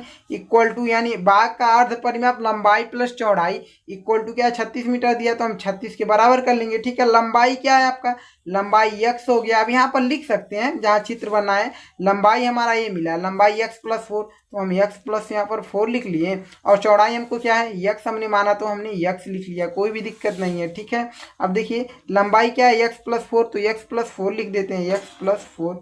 ठीक है, प्लस बीच में प्लस, चौड़ाई क्या है x है तो x लिख लीजिए। इक्वल टू क्या है 36, तो 36 को लिखिए। ठीक है, अब देखिए क्या करते हैं, जोड़ते हैं। ये प्लस का चिन्ह है ना, ऐसा नहीं है गुणा करना है, जोड़ना ही है। अगर x x को जोड़ते हैं तो 2x हो जाएगा, ये प्लस 4 हो जाएगा इक्वल टू 36। अब 36 को इधर हम ला लेते हैं। ठीक है, या तो हम 4 को ही उधर भेज देते हैं, आसानी से सॉल्व हो जाएगा। ठीक है, तो देखिए 2x इक्वल टू 36 है, 4 उधर जाएगा तो माइनस में 4 हो जाएगा। तो 2x इक्वल टू 36 में से अगर 4 घटेगा तो आपका बचेगा 32। ठीक है, आप 2 से काट सकते हैं, यानी x इक्वल टू 32 बटा में 2, 2 को उधर भेजेंगे तो 2 बटा में चला जाएगा, 2 कम 2, 2 से 16 बार में कट जाएगा। x इक्वल टू 16 मिला। मतलब जो है चौड़ाई जो है हमारा, चौड़ाई जो है क्या मिला, चौड़ाई जो हमारा x माने चौड़ाई, चौड़ाई हमारा 16 मीटर मिला, मीटर में लिखते हैं। ठीक है, मीटर में कह रहा था तो चौड़ाई जो हमारा 16 मीटर मिला। अतः हम लिखेंगे क्या, अतः हमारा बाग की जो चौड़ाई मिल गया 16 मीटर। अगर 16 मीटर में अगर 4 ऐड कर दें, लंबाई निकालने के लिए क्या x का मान रखेंगे, आसानी से लंबाई निकल जाएगा। तो यहाँ पर हम लिखेंगे अतः बाग, ठीक है, की बाग की चौड़ाई इक्वल टू 16 मीटर। किसी बच्चे को दिक्कत नहीं। अब यहाँ लिखेंगे लंबाई, बाग की लंबाई, बाग की लंबाई इक्वल टू, यहाँ पर आप लोग लिख लीजिएगा, यहाँ पर माना बाग की चौड़ाई x मीटर, तब यहाँ पर लिखिएगा तब बाग की लंबाई, ताकि बेहतर हो जाएगा। ठीक है, बाग की लंबाई इतना हो जाएगा। ठीक है, तो बाग की लंबाई क्या था, x प्लस 4 था, x प्लस 4। ठीक है, तो x का मान रखेंगे, x का मान 16 निकला है ना, तो 16 रखते हैं, तो 16 प्लस 4 इक्वल टू क्या हो गया 20 मीटर। यानी बाग की जो, ये आधा हिंदी आधा इंग्लिश में लिख रहे हैं, ऐसा बिल्कुल मत लिखिएगा, हिंदी में ही लिखिएगा। ठीक है, मीटर तो मीटर। ठीक, क्या मिला, चौड़ाई हमारा 20 मीटर मिला, सॉरी लंबाई हमारा 20 मीटर मिला और चौड़ाई हमारा कितना 16 मीटर मिला। ये हमारा क्या हो जाएगा, आंसर हो जाएगा। किसी भी बच्चे को कोई दिक्कत नहीं है ना, बहुत ही बेहतर क्वेश्चन है, बिल्कुल ऐसे ही करके आना है जिस तरीके से हमने आपको सॉल्व करके दिया है। किसी भी बच्चे को कोई भी प्रॉब्लम नहीं है ना, होना भी नहीं चाहिए किसी भी बच्चे को। ठीक है, क्योंकि आप जिस चैनल के माध्यम से पढ़ रहे हैं ना, तो ये जो क्लासेज जो आपकी होती है सभी मोस्ट इंपॉर्टेंट क्वेश्चन का होगा, जो बोर्ड एग्जाम में पूछे ही जाएंगे प्रश्न। ऐसा नहीं है कि नहीं पूछा जाएगा, जितना बता देंगे उसके अंदर ही पूछ लेगा। ठीक है, अब आते हैं क्वेश्चन नंबर 7 हो गया, क्वेश्चन नंबर 8 पर आते हैं, मोस्ट इंपॉर्टेंट क्वेश्चन वो भी है। ठीक है, क्वेश्चन नंबर 8 को आप देख सकते हैं, बहुत ही बेहतर क्वेश्चन है। ठीक है, और ये आपका 2019 में, 2020 में, 2022 में और 2024 बोर्ड एग्जाम में पूछा हुआ प्रश्न है। ठीक है, आप देख सकते हैं। ठीक है, तो आइए इसका सॉल्यूशन करते हैं, और किस तरीके से करना है, जिस तरीके से हम करेंगे ऐसे ही बिल्कुल बोर्ड एग्जाम में आपको करके आना है। ठीक है, तो क्वेश्चन को पढ़िए, क्या है क्वेश्चन, समीकरण x minus y plus 1 equal to 0 एवं 3x plus 2y minus 12 equal to 0 के आलेख खींचे। ठीक है, इसके आलेख खींचे, x अक्ष और इन रेखाओं द्वारा निर्मित त्रिभुज के शीर्षों के निर्देशांक ज्ञात कीजिए और त्रिभुजाकार पलट को छायांकित करें। ठीक है, तो इस क्वेश्चन को किस तरीके से करेंगे, अगर डायरेक्ट ऐसे ही बोर्ड एग्जाम में दे देगा तो आप तो बिल्कुल परेशान हो जाएंगे, भाई साहब इसमें हमको करना ही क्या है। ठीक है, अगर क्वेश्चन नहीं करके जाएंगे, और जब भी पूछा जाता है तो कितने अंक में पूछा जाता है, जब भी पूछा जाता है तो आपका 6 अंक में पूछता है। कितने अंक में, 6 अंकों में पूछता है प्रश्न, और नहीं करके आएंगे यानी 6 अंक बहुत ही आसान क्वेश्चन में आप छोड़ के आ रहे हैं। ठीक है, तो आइए इसका सॉल्यूशन किस तरीके से करते हैं हम बताते हैं। ठीक है, यह कह रहा है कि इसकी जो है निर्देशांक भी ज्ञात कीजिए, इसको छायांकित भी कीजिए। तो किस तरीके से करना है, तो देखिए सबसे पहले समीकरण फर्स्ट क्या दिया है आपका, समीकरण दिया है हमारा, क्या दिया है, x माइनस वाई, ठीक है, प्लस 1 इक्वल टू 0। ठीक है, अब क्या करते हैं, हम यहाँ से x का मान निकालते हैं। तो x का मान निकालेंगे कैसे, x equal to y plus 1 को उधर भेज देते हैं, y प्लस वाई उधर जाएगा तो प्लस में हो जाएगा, और 1 उधर जाएगा तो माइनस में 1 हो जाएगा। यानी x का मान क्या मिला, y माइनस 1 मिला। अब इसके बाद यहाँ से हम एक जो है बॉक्स बनाते हैं। ठीक है, बॉक्स हमने बना लिया, किसी बच्चे को कोई दिक्कत, हमने बॉक्स बना लिया। ठीक, अब यहाँ से एक ऐसे लिए और एक ऐसे कर दिए। ठीक है, ये आपका x हो गया, ये आपका y हो गया। ठीक है, ये x का निर्देशांक निकलेगा, ये y का निर्देशांक निकलेगा। ठीक है, समझिएगा। अब देखिए x का जो मान है, x का जो मान है कैसे पता चलेगा, इसमें 3 खाना बना लेते हैं। एक खाना, ठीक, एक खाना हुआ, फिर 2 खाने हुए, दूसरा खाना, ये तीसरा खाना। ठीक है, अब y का मान इसमें हम कुछ मानेंगे। ठीक है, कुछ भी मान सकते हैं, आपके ऊपर है, बट ऐसा मानिएगा कि आसान हो आपके लिए सॉल्व करने। जिस तरीके से हम मानकर चलते हैं बोर्ड एग्जाम में, हमारे ही तरीके आजमा लीजिएगा। ठीक है, ज्यादा अपने से मानेंगे तो दिक्कत भी हो जाएगा। अगर सॉल्व किए हुए क्वेश्चन को करेंगे तो आप सबके लिए आसान हो जाता है कि नहीं हो जाता है, बिल्कुल हो जाता है। तो यहाँ पर हम y का मान अपने से आप कुछ भी मान सकते हैं, y का मान हम यहाँ पर 0 मानते हैं। तो y का मान हम अपने आप से जब 0 मानेंगे तो x का मान क्या हो जाएगा, यहाँ पर आप 0 जब रखेंगे तो 0 में से 1 घटेगा तो क्या मिलेगा, -1 ही तो मिलेगा। ये -1 था, ये 0 हो गया तो -1 ही तो मिलेगा। यानी x का मान क्या हो जाएगा, -1 हो जाएगा। यहाँ तक किसी बच्चे को दिक्कत नहीं हुआ होगा दिक्कत। ठीक है, अब यहाँ पर y का मान आप दूसरा कुछ मानेंगे, 0 के बाद कुछ और मानते हैं, तो 0 के बाद हम 1 मान लें क्या, बिल्कुल मान सकते हैं। तो y का मान हम यहाँ पर 1 मान लेते हैं। तो 1 जब मानेंगे तो 1 यहाँ पर रखेंगे, 1 में से 1 घटेगा, क्या हो जाएगा, 0। यानी x का मान क्या हो गया, 0 मिल गया। ठीक है, अब फिर y का मान यहाँ पर हम कुछ मान लें, y का मान अब फिर हम क्या माने, 2 ले लें, कोई दिक्कत नहीं होगा, बिल्कुल नहीं होगा, 2 ले सकते हैं। ठीक है, तो 2 ले लेते हैं। अब देखिए जब यहाँ 2 रखेंगे, ठीक है, y का मान, तो 2 में से 1 घटेगा, बचेगा आपका क्या, 1 बचेगा। तो यहाँ पर हम 1 लिखते हैं। किसी बच्चे को यहाँ तक दिक्कत नहीं ना। अब चलते हैं, अब दूसरा वाला समीकरण क्या दिया, बट इसका जो है निर्देशांक क्या निकला ये भी तो देख लीजिए। अतः आपका हल क्या मिला है, हल जो मिला है ये क्या है आपका, क्या मिला है, -1। यानी x का मिला है -1 कामा, उसके बाद 0 मिला, 0। ठीक, उसके बाद देखिए क्या मिला, 0,1 मिला, फिर 0,1 मिला, ये आपका हल मिला। फिर 1,2 मिला, यानी 1,2 मिला। यानी x अक्ष को पहले लिखे, y अक्ष को बाद में लिखे। ठीक है, फिर x अक्ष को 0 को पहले लिखे। ओहो, गलती लिख दिए क्या हमने, बिल्कुल गलत लिख दिए क्या, नहीं सही तो लिखे हैं, -1 0, फिर 0,1 सही, x अक्ष को पहले लिखे, y अक्ष को बाद में हमने लिखा। ठीक है, यानी भुज और कोटि समझते हैं, पढ़े होंगे आप सब की नहीं पढ़े हैं, सब पढ़े हुए हैं ना। तो अब आते हैं अब दूसरे वाले समीकरण में। जैसे सब हम समीकरण फर्स्ट में किए हैं, बिल्कुल इसी तरीके से हम समीकरण सेकेंड में भी करते हैं। तो समीकरण अब इसमें आते हैं, अब यहाँ पर लिखिएगा अब समीकरण इस वाले, यानी 3x + 2y इक्वल टू 12 है, -12 है जी, -12 इक्वल टू 0। अब -12 को हम उधर भेज देते हैं और इस 2y को भी उधर भेज देंगे और 3 को उधर भेज देंगे, x को सिर्फ इधर रहने देंगे, ताकि अगर हम y का मान रखते हैं तो हमको पता चल जाए। ठीक है, क्या मिल जाएगा, तो देखिए ये आपका 3x इधर रहते हैं, 3x इधर रहने देते हैं, इक्वल टू 12 का जब उधर भेजेंगे तो प्लस में 12 हो जाएगा, और इसको जब उधर भेजेंगे तो माइनस में 2y हो जाएगा कि नहीं, बिल्कुल हो जाएगा, प्लस में था 2y। अब 3 को उधर भेजते हैं तो x इक्वल टू 12 - 2y बटे में 3। अब देखिए, अब बिल्कुल आपका, अब x का मान, तो अगर y का मान रखेंगे तो x का मान मिल जाएगा आसानी से। तो हम एक बॉक्स बनाते हैं, किसी बच्चे को कोई दिक्कत नहीं है ना, दिक्कत। अब हमने एक बॉक्स बनाया, ठीक, ये हमने बॉक्स बना दिया। ठीक, अब यहाँ से देखिए, फिर एक यहाँ पर ऐसे कर लिए, ये x अक्ष हो गया, ये y अक्ष के लिए हो गया। ठीक है, अब एक खाना इधर और एक पाई इधर, यानी 1 2 3, 3 खाने से ज़्यादा मत करिएगा।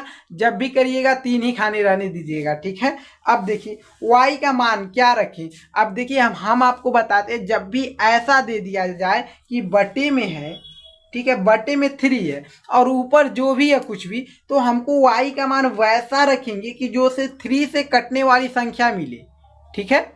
तो अगर देखिए y का मान हम यहाँ पर क्या रखें तो 3 से कटने वाली संख्या मिल जाएगी। अगर y का मान अगर हम 0 रख दें और 2 का गुणा 0 में होगा तो 0 हो जाएगा, यानी सिर्फ और सिर्फ 12 बचेगा। 12 3 से बहुत आसानी से कट जाएगा, ठीक है। तो यानी y का मान हमने 0 रख दिया, ठीक है, ये 0 हो गया। और 3 से जब हम 12 को काटेंगे तो टोटल 0 हो गया। 0 रखें y का मान, तो 3 से काटेंगे 4 बार में कटेगा, यानी x का मान मिल गया हमारा 4। अब देखिए फिर दोबारा हम y का मान क्या रखें।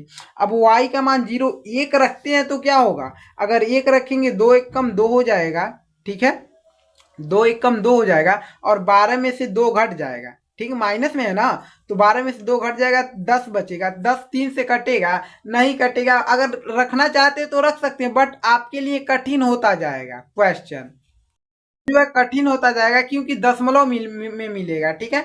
ऐसा रखिए कि दशमलव में ना मिले, ठीक है। आप समझ पा रहे हैं मेरी बातों को। अगर 2 रखते हैं तो 2 दूना 4। अब देखिए 12 में से 4 हो जाएगा ये, तो 12 में से अगर 4 घटेगा तो आपका 8 बचेगा। 8 तो 3 से कटने वाला संख्या है नहीं, दशमलव में ही आएगा, ठीक है। तो क्या रखें हम ऐसा, अगर 3 रखते हैं, 3 दूना 6 और 12 में से 6 घटेगा तो 6 बचेगा। 6 जो है 3 से कट जाएगा, यानी 6 को हम 3 को हम रख देते हैं, बहुत ही हमारे लिए बेहतर है। तो हम 3 रख दिए y का मान, और y का मान जब 3 रखेंगे तो 2 3 6 और 12 में से 6 घटेगा, 6 बचेगा। और 6 बचेगा तो 3 से काटेंगे, 6 को कितने बार में कटेगा, 2 बार में कट जाएगा, यानी x का मान 2 मिल गया, ठीक है। अब क्या रखें भाई साहब, फिर 4 रखेंगे तो नहीं होगा, 5 रखेंगे तो नहीं होगा। अगर हम फिर y का मान अगर हम 6 रखते हैं तो 2 छक्के 12 हो जाएगा, और 12 में से 12 जब घटेगा 0 हो जाएगा। और 3 से जब हम 0 में भाग डालेंगे तो 0 में ही मिल जाएगा, कोई दिक्कत नहीं है, रख लेते हैं। तो हम y का मान 6 रख देते हैं और x का मान क्या हो जाएगा 0। बहुत ही बेहतर हो गया। आप देखिए अतः आपका हल क्या मिला, अतः हल आपका क्या मिला, 4,0 4,0, ठीक, कामा, फिर 2,3 मिला, 2,3 मिला। किसी भी बच्चों की दिक्कत नहीं ना। अब देखिए कामा, फिर क्या मिला, 0,6 मिला। यहाँ तक सबको समझ में आया। बहुत ज़्यादा हार्ड क्वेश्चन नहीं है, सिर्फ और सिर्फ समझना है। अब हमको क्या करना है भाई साहब, अब हम आप सबको बताते हैं। हम अब क्या करेंगे, x अक्ष और y अक्ष खींचते हैं, ठीक है। तो x अक्ष हमने ये पहले तो y अक्ष, ये जो सीधा होता है इस तरीके से y अक्ष का होता है, बट इंच पटरी से खींचना चाहिए, लंबाई जो समान खींचना चाहिए। टोटल लंबाई हम कितना खींच लेते हैं, देखिए टोटल हम खींच लेते हैं 10 तक, ठीक, और इधर भी 10 तक खींच लेते हैं, ताकि बेहतर रहता है जी, ठीक है। यहाँ पर एक बार टिक लगा देते हैं, क्या लगा देते हैं कि 5 जो है इसका आधे कहाँ 10 तक है, नहीं यहाँ तक है ना। अगर पूरा खींचते हैं यहाँ तक तब 10 तक होता है, समझे आप सब, ठीक है, समझ में आ रहा है, ठीक है ना। अब देखिए अब इसका आधा क्या होता है, अगर इसका आधा कहा जाए तो 5 होता है, तो यहाँ से अब ले लेंगे, ठीक है। अब देखिए अब यहाँ से खींचते हैं इधर, ठीक, ये हमारा क्या हो गया, बिल्कुल सही है। किसी भी बच्चों को कोई दिक्कत नहीं ना, ये लंबा लग रहा है बट कोई दिक्कत नहीं, इसको भी हम लंबा कर रहे हैं। ये आपका हो गया x अक्ष, क्या हो गया x अक्ष, और ये आपका y अक्ष हो गया, ठीक। किसी भी बच्चों को कोई दिक्कत नहीं, अक्ष लिख सकते हैं बट जगह नहीं इसलिए नहीं लिखे हैं। अब देखिए हम आपको देखते हैं, इन दोनों जो बॉक्स बनाए उसमें सबसे छोटी संख्या क्या है, 0 ही तो है। और इन दोनों में देख सकते हैं सबसे बड़ी संख्या तक कहाँ तक गया है, 6 तक गया है, ठीक है, 6 तक, यानी हम 6 तक ही लेंगे। तो इंच पटरी से लेते हैं, ज़्यादा बेहतर रहेगा आप सबको, जब भी बोर्ड एग्जाम में साफ तरीका होता है ना, इस तरीके से। अब देखिए ये तो आपको 5 पर था, देखिए एक यहाँ ज़्यादा दूर हो जाएगा, यहाँ पर एक लेते हैं, 1 2 3 4 5 6। ज़्यादा समय लग रहा है क्या, नहीं ना, बिल्कुल ऐसे ही इधर भी कर लेना है, ठीक है, हम बना देते हैं, उसके बाद जो है वीडियो को स्टार्ट करते हैं। ठीक है, ऐसे ही रहता ना, एक्स अक्ष वाई अक्ष रहता है तो आपका इधर प्लस में रहता है, फिर क्या रहता है इधर माइनस में रहता है, और वाई अक्ष का इधर प्लस में रहता है, इधर माइनस में रहता है, बिल्कुल ऐसे ही रहता है।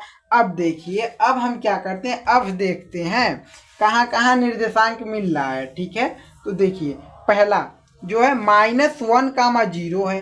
ठीक है, 0 तो आपका यहाँ पर होगा, यानी बिंदु -1 कहाँ मिला, -1 एक्स अक्ष का, एक्स अक्ष का -1 यहाँ पर है, एक बिंदु यहाँ पर मिला। ठीक है, और ये तो आपका 0 है, इसको तो लेंगे नहीं। ठीक है, आपका वाई अक्ष का मान क्या है, 0, तो इसको नहीं लेंगे। ठीक है, अब इसके बाद देखिए, अब जो है फिर यक्स अक्ष का मान 0 हो जा रहा है। ठीक है, 0 तो आपका यहाँ रहता है, बिल्कुल केंद्र पर रहता है। ठीक है, मूल बिंदु। ठीक है, मूल बिंदु कहते हैं उसको, उसको तो नहीं लेंगे। फिर उसके बाद जो है आपका वाई अक्ष क्या कह रहा है, वाई अक्ष 1 है, यानी एक वाई कौन है, एक जो है वाई अक्ष का यह है, तो इसको हम लेंगे। किसी बच्चे को दिक्कत नहीं ना, छायांकित कर रहे हैं, रेखा खींचना, तीनों बिंदु एक ही रेखा पर आएंगी।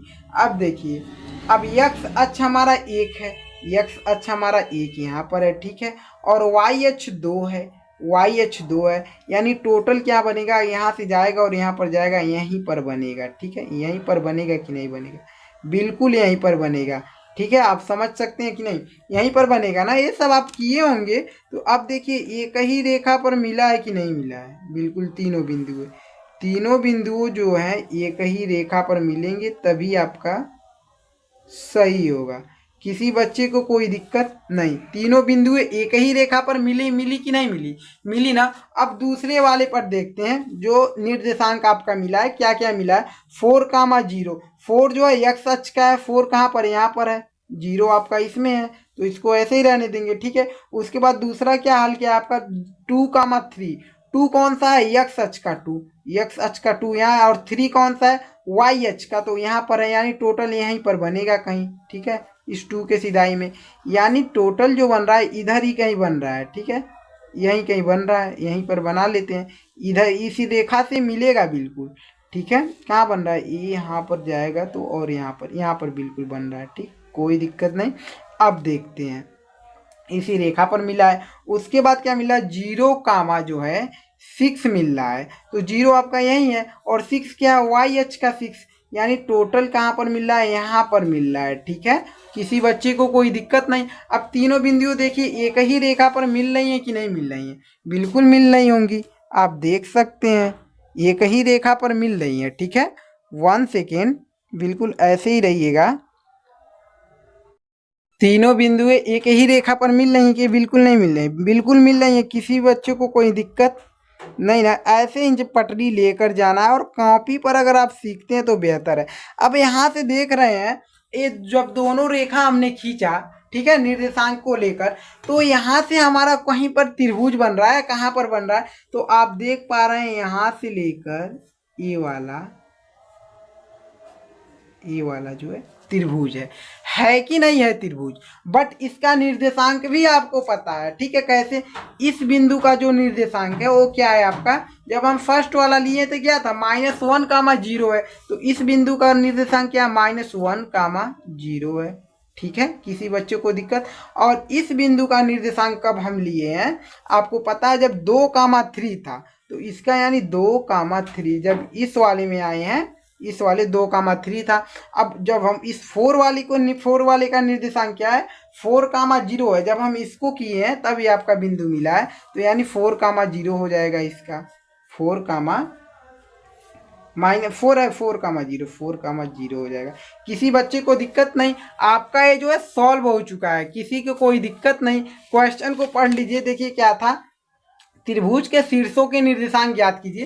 त्रिभुज के शीर्ष एक आपका ये था, एक ये था, ये था, तीनों के निर्देशांक भी ज्ञात हो गए। ठीक है, और त्रिभुजाकार पलट को छायांकित करिए, त्रिभुजाकार का पलट को छायांकित भी हो गया। बिल्कुल इसी तरीके से चित्र भी बनाना है, इतना कर लेंगे तो आपको जो है 6 अंक, क्या है 6 अंक तुरंत दे दिया जाएगा, कोई दिक्कत नहीं होगा। ठीक है, बिल्कुल बेहतर से समझ में आया है कि नहीं आया है। और वैसे ऐसे क्वेश्चन हम बहुत किए हैं, जब हम राजीव प्रकाशन जी के बुक को सॉल्व किया बहुत सारे क्वेश्चन इसमें का किए हैं। ठीक है, और ये जो क्वेश्चन था आपका मोस्ट इंपॉर्टेंट क्वेश्चन था, इसलिए लेकर आए हैं। ठीक है, कोई दिक्कत नहीं, सबको समझ में आ गया कि नहीं आ गया?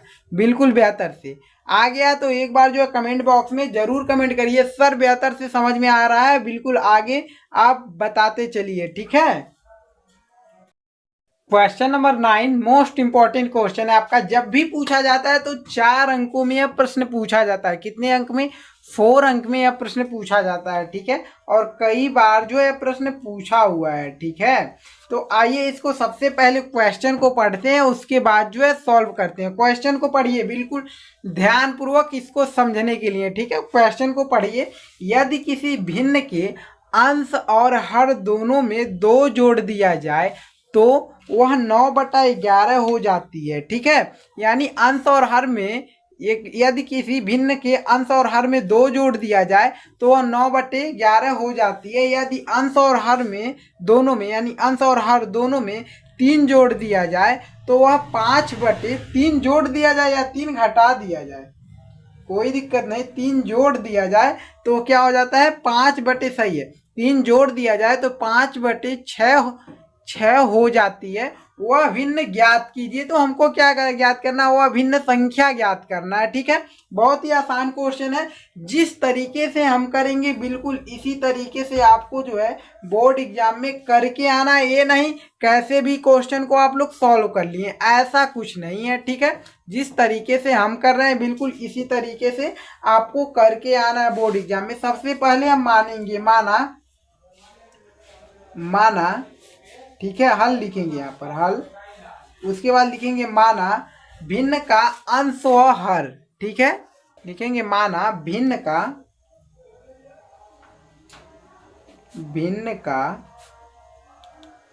अंश व हर क्रमशः भिन्न का अंश व हर क्रमशः x व y मान लेते हैं। ठीक है, x व y है। ठीक है, x व y है, तो भिन्न संख्या क्या होगी आपका? भिन्न क्या हो गया आपका? भिन्न क्या हो गया जी? भिन्न x/y हो गया। ये तो हमने मान लिया, माना कि भिन्न संख्या x व y हो गया और इसका अंश जो है x है और हर जो है y है। समझ गए आप सब? और हमको अंश और हर निकालना है, उसी से हम सही अंश और हर नहीं, मतलब हमको भिन्न संख्या ही निकालना है। तो पहले अंश निकालेंगे तब हर निकालेंगे, आपका भिन्न संख्या ज्ञात हो जाएगा बहुत ही आसानी से। बट आपका प्रथम शर्त क्या कह रहा है? तो प्रथम शर्त को हम लिखते हैं प्रश्नानुसार। प्रश्न क्या कह रहा है? प्रश्नानुसार में प्रथम शर्त देखिए क्या कह रहा है आपका। यदि किसी भिन्न के अंश व हर में अंश और हर दोनों में 2 जोड़ दिया जाए तो वह 9/11 हो जाता है। तो हमने भिन्न संख्या x y माना है, x/y माना है। तो कह रहा है कि अंश और हर दोनों में, यानी अंश में भी 2 जोड़ दिया जाए और हर में भी 2 जोड़ दिया जाए तो इक्वल टू क्या मिल जा रहा है? 9/11। इससे यानी प्रथम शर्त से हम एक समीकरण बना लेते हैं, फर्स्ट समीकरण। ठीक है, बना ले बिल्कुल बेहतर, कोई दिक्कत नहीं है ना। तो त्रियक गुणा करिए, बना लीजिए, इसका गुणा इधर करिए, इसका गुणा इधर, इसका गुणा इधर करेंगे तो 11x हो जाएगा। फिर 11 का 2 में जब गुणा करेंगे 11 दूना 22 हो जाएगा, इक्वल टू इसका गुणा जब इधर करेंगे तो 9y हो जाएगा। ठीक है, और 9 का जब 2 में गुणा करेंगे 9 दूना 18 हो जाएगा। किसी बच्चे को कोई दिक्कत नहीं ना। अब देखिए 9y को इधर लाते हैं और 22 को उधर भेज दें, कोई दिक्कत तो नहीं होगा। 22 को बिल्कुल हम उधर ही भेज देते हैं, कोई दिक्कत नहीं होगा। तो 11x 9y इधर आया, माइनस में 9y इक्वल टू उधर क्या प्लस में 18 ही लिखते हैं। 22 उधर जाएगा तो माइनस में 22 उधर हो जाएगा। ठीक है, तो 11x minus 9y equal to, अगर 18 में से 22 को घटाते हैं, ठीक है मतलब कि 22 में से हम 18 को घटाएं, माइनस वाला है, माइनस वाला कितना बड़ा है? अगर 22 में से 18 को घटाते हैं यानी 4 मिलेगा। इसको हम ले लिए समीकरण फर्स्ट ले लिए बहुत ही आसानी से। ठीक है, किसी बच्चे को कोई दिक्कत नहीं ना, बिल्कुल ऐसे ही हम क्या करेंगे, द्वितीय शर्त जो प्रश्न में कह रहा है, द्वितीय लिखेंगे, द्वितीय शर्त, किसी बच्चे को कोई दिक्कत नहीं ना। द्वितीय शर्त क्या कह रहा है गाइस, देखिए यदि अंश और हर दोनों में 3 जोड़ दिया जाए तो वह 5/6 हो जाती है, ठीक है। यानी हमारा भिन्न क्या है, हमने x/y माना है, और क्या कह रहा है, यदि अंश और हर में 3 जोड़ दिया जाए, अंश में भी 3 जोड़ लेते हैं और हर में भी 3 जोड़ लेते हैं, तो क्या आपका हो जाता है, 5/6 हो जाता है, 5/6 हो जाता है। इससे भी हम एक समीकरण निकालते हैं, ठीक है, समीकरण बनाते हैं। तो कैसे बनाएंगे, देखिए इसका गुणा इधर करेंगे तो 6x हो जाएगा, ठीक है। फिर इसका गुणा इसमें करेंगे, यानी +3 में 6 3 18 हो गया, इक्वल टू इसका गुणा इधर करेंगे 5y हो जाएगा, इसका गुणा इधर करेंगे 15 हो जाएगा, प्लस में 15। किसी बच्चे को कोई दिक्कत नहीं ना। अब 5y को इधर लाते हैं, 18 को उधर भेज देते हैं। थोड़ा तबीयत डाउन लग रहा है, खराब लग रहा है, ठीक है। 6x इधर आया तो माइनस में 5y हो गया, इक्वल टू 18 उधर जाएगा, इधर प्लस में है, 18 उधर गया, माइनस में 18 हो गया, ठीक है। ये आपका 6x माइनस में 5y, अगर 15 में से 18 घटेगा, 18 में से 15 को घटा देते हैं तो आपका 3 मिलेगा। बट ये जो है आपका माइनस वाला बड़ा था तो माइनस में, इसको हम ले लिए समीकरण सेकेंड। किसी बच्चे को कोई दिक्कत नहीं ना। अब समीकरण फर्स्ट और सेकेंड बहुत ही आसानी से आपको मिल गया, ठीक है। अब क्या करेंगे, सॉल्व करते हैं, बट एक पेज और ले लें ताकि बेहतर से आप सबको समझ में भी आए। ऐसा ना कि सॉल्व करते जाएं और हमारे बच्चों को समझ में नहीं ना आए, ठीक है। ठीक है, बहुत ही आसानी से आपको पता होगा, अगर x और y का मान निकल जाएगा तो वह भिन्न संख्या हमारा प्राप्त हो जाएगा। तो विलोपन विधि से सॉल्व करके समीकरण फर्स्ट और सेकेंड का x y का मान निकाल लेंगे हम सब। बट यहाँ पर देखिए कुछ मिल रहा है, x का गुणांक 11, x का गुणांक 6 नहीं मिल रहा है, y का गुणांक -9, y का गुणांक -5, यानी मिल ही नहीं रहा। तो विलोपन विधि से सॉल्व कैसे करेंगे, नहीं ना हो पाएगा। बट कुछ इसमें हम करते हैं, क्या करेंगे, अगर देख लीजिए इसको तो हम 11 तो बना नहीं सकते हैं, ठीक है, और इसको 5 को तो हम 9 बना नहीं सकते हैं किसी संख्या से गुणा करके। बट इसको हम क्या कर सकते हैं, इसको हम क्या कर सकते हैं, 6, इसमें अगर हम 11 से गुणा कर दे तो 66 हो जाएगा, ठीक है। और समीकरण फर्स्ट में अगर 6 से गुणा कर दिए तो ये 66 हो जाएगा, यानी y का मान आसानी से निकल जाएगा।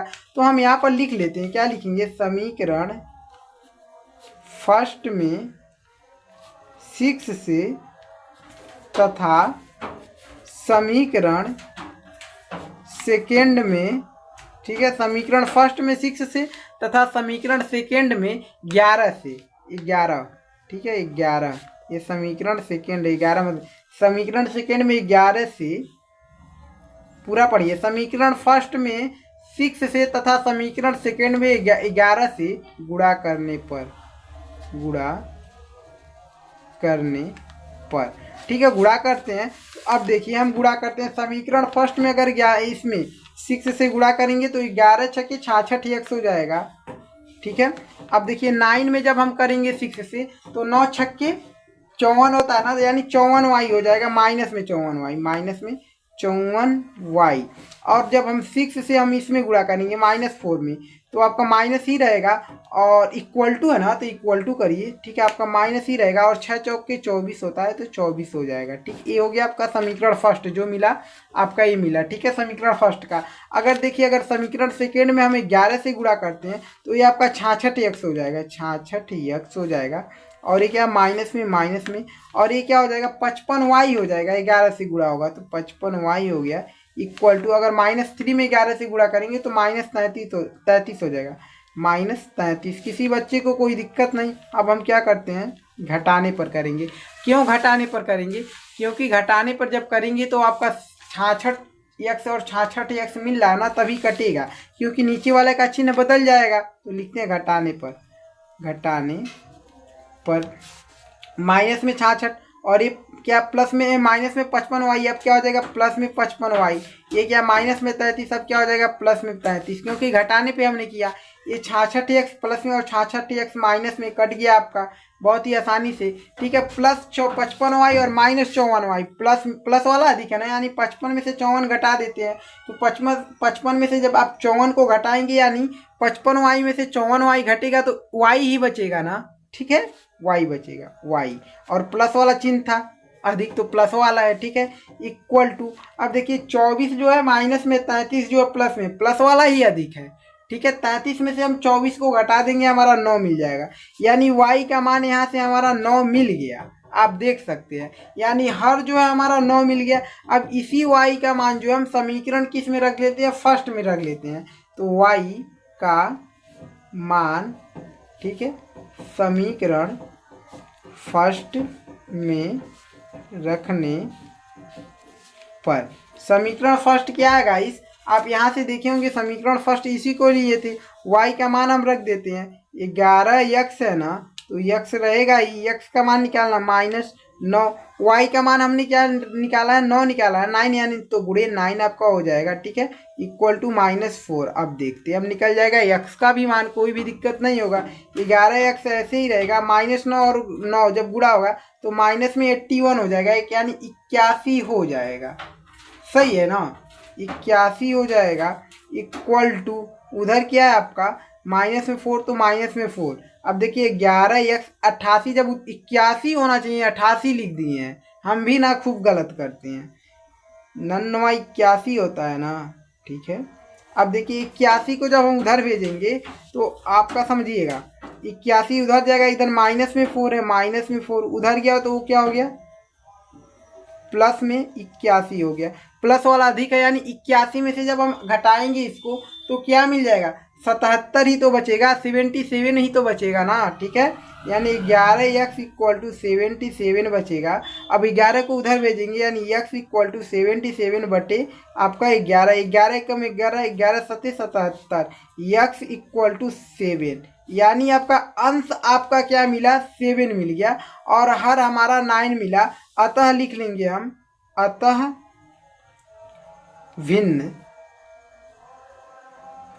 भिन्न संख्या जो हमारा मिला है, भिन्न संख्या, अंश क्या मिला है, 7 मिला है, तो 7 के ऊपर लिखेंगे, ठीक है। अंश जो है x को माने थे हम ना, अंश 7 मिला, और हर हमने y को माने थे, हर हमारा क्या मिला, 9 मिला, तो हम 9 को लिख लेंगे, यही हमारा क्या हो जाएगा, आंसर हो जाएगा। अगर आप इसका चेकिंग करना चाहते हैं तो बहुत आसानी से भी इस क्वेश्चन को चेक भी कर सकते हैं। कैसे चेक करेंगे, 1 सेकेंड, एक पेज को हम ले लें, देखिए क्वेश्चन को पढ़िए, क्वेश्चन को ध्यानपूर्वक पढ़िए।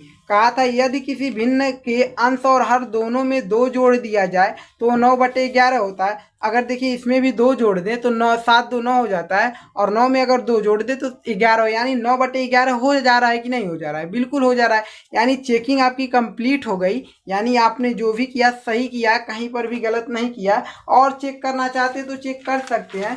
देखिए यदि अंश और हर दोनों में 3 जोड़ दिया जाए, दोनों में, इसमें भी 3 जोड़ दें, इसमें भी 3 जोड़ दें, तो क्या हो जाएगा आपका, यहाँ से देखिए 7/9 है, 7/9, अगर इसमें भी 3 जोड़ दिए प्लस इसमें भी 3 जोड़ दिए तो ये आपका 10 और ये आपका 12, 2 से भी कट रहा है, 2 से भी, 2 से 5 बार में, 2 से 6 बार में, 5/6 मिल गया कि नहीं मिल गया, बिल्कुल मिल गया। और यही कह रहा था कि अगर 3 जोड़ दिया जाए तो वह 5/6 हो जाती है, सही है, 5/6 हो जाती है, यानी जो भी हमने सॉल्व किया है बिल्कुल सही किया है, कहीं भी कोई दिक्कत नहीं हुआ होगा, ठीक है।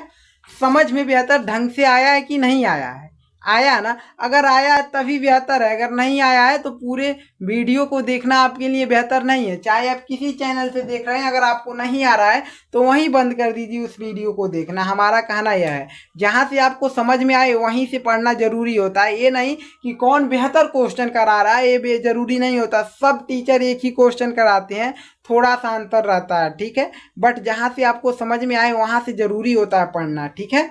अब आते हैं अगले क्वेश्चन पे। क्वेश्चन नंबर जो है आपका, ये क्या था आपका, क्वेश्चन नंबर क्या था जी, 9 था, 10 नंबर क्वेश्चन पर आते हैं, ठीक है। क्वेश्चन नंबर 10 को आप देख सकते हैं, जब ऐसा बोर्ड एग्जाम में पूछता है तो 4 अंक में ही पूछता है। देखिए क्वेश्चन क्या है आपका, निम्न समीकरण युग्म को विलोपन विधि ठीक है, विलोपन विधि से हल कीजिए और समीकरण दिया रहेगा। ठीक है, दिखाई दे रहा है आपको, x plus y equal to 5 और 2x minus 3y equal to 4। ठीक है, तो इसको जो है विलोपन विधि से सॉल्व करके x और y का मतलब मान ही ज्ञात करना है। ठीक है, तो आइए बहुत ही आसानी से हम ज्ञात कर लेते हैं। इसको हम समीकरण फर्स्ट ले लेते हैं। ठीक है, हल लिखते हैं। इसको क्या ले लेते हैं, x plus y equal to 5, इसको हम समीकरण फर्स्ट ले लिए। ठीक है, और इसको हम समीकरण सेकेंड ले लेते हैं। 2x minus 3y equal to 4, इसको हम समीकरण सेकेंड ले लिए। कोई भी दिक्कत नहीं है ना। अब देखिए हम क्या देखते हैं, विलोपन विधि से जब सॉल्व करते हैं, या x का गुणांक और इस वाले समीकरण की x का गुणांक जो है समान है। अगर समान रहता है तो बहुत ही आसानी से सॉल्व हो जाता है। y का गुणांक समान मिल रहा है, नहीं मिल रहा है, यानी नहीं मिल रहा है, तो क्या करते हैं, इसमें किसी से गुणा कर देते हैं। अगर देखिए समीकरण एक में, समीकरण फर्स्ट में अगर 3 से गुणा कर दें तो अगर यहाँ पर क्या हो जाएगा 3y और यहाँ पर माइनस 3y है। ठीक है, इसको हम समीकरण एक से गुणा करते हैं, सॉरी समीकरण दो को हम एक से गुणा करते हैं, आपका यही हो जाएगा।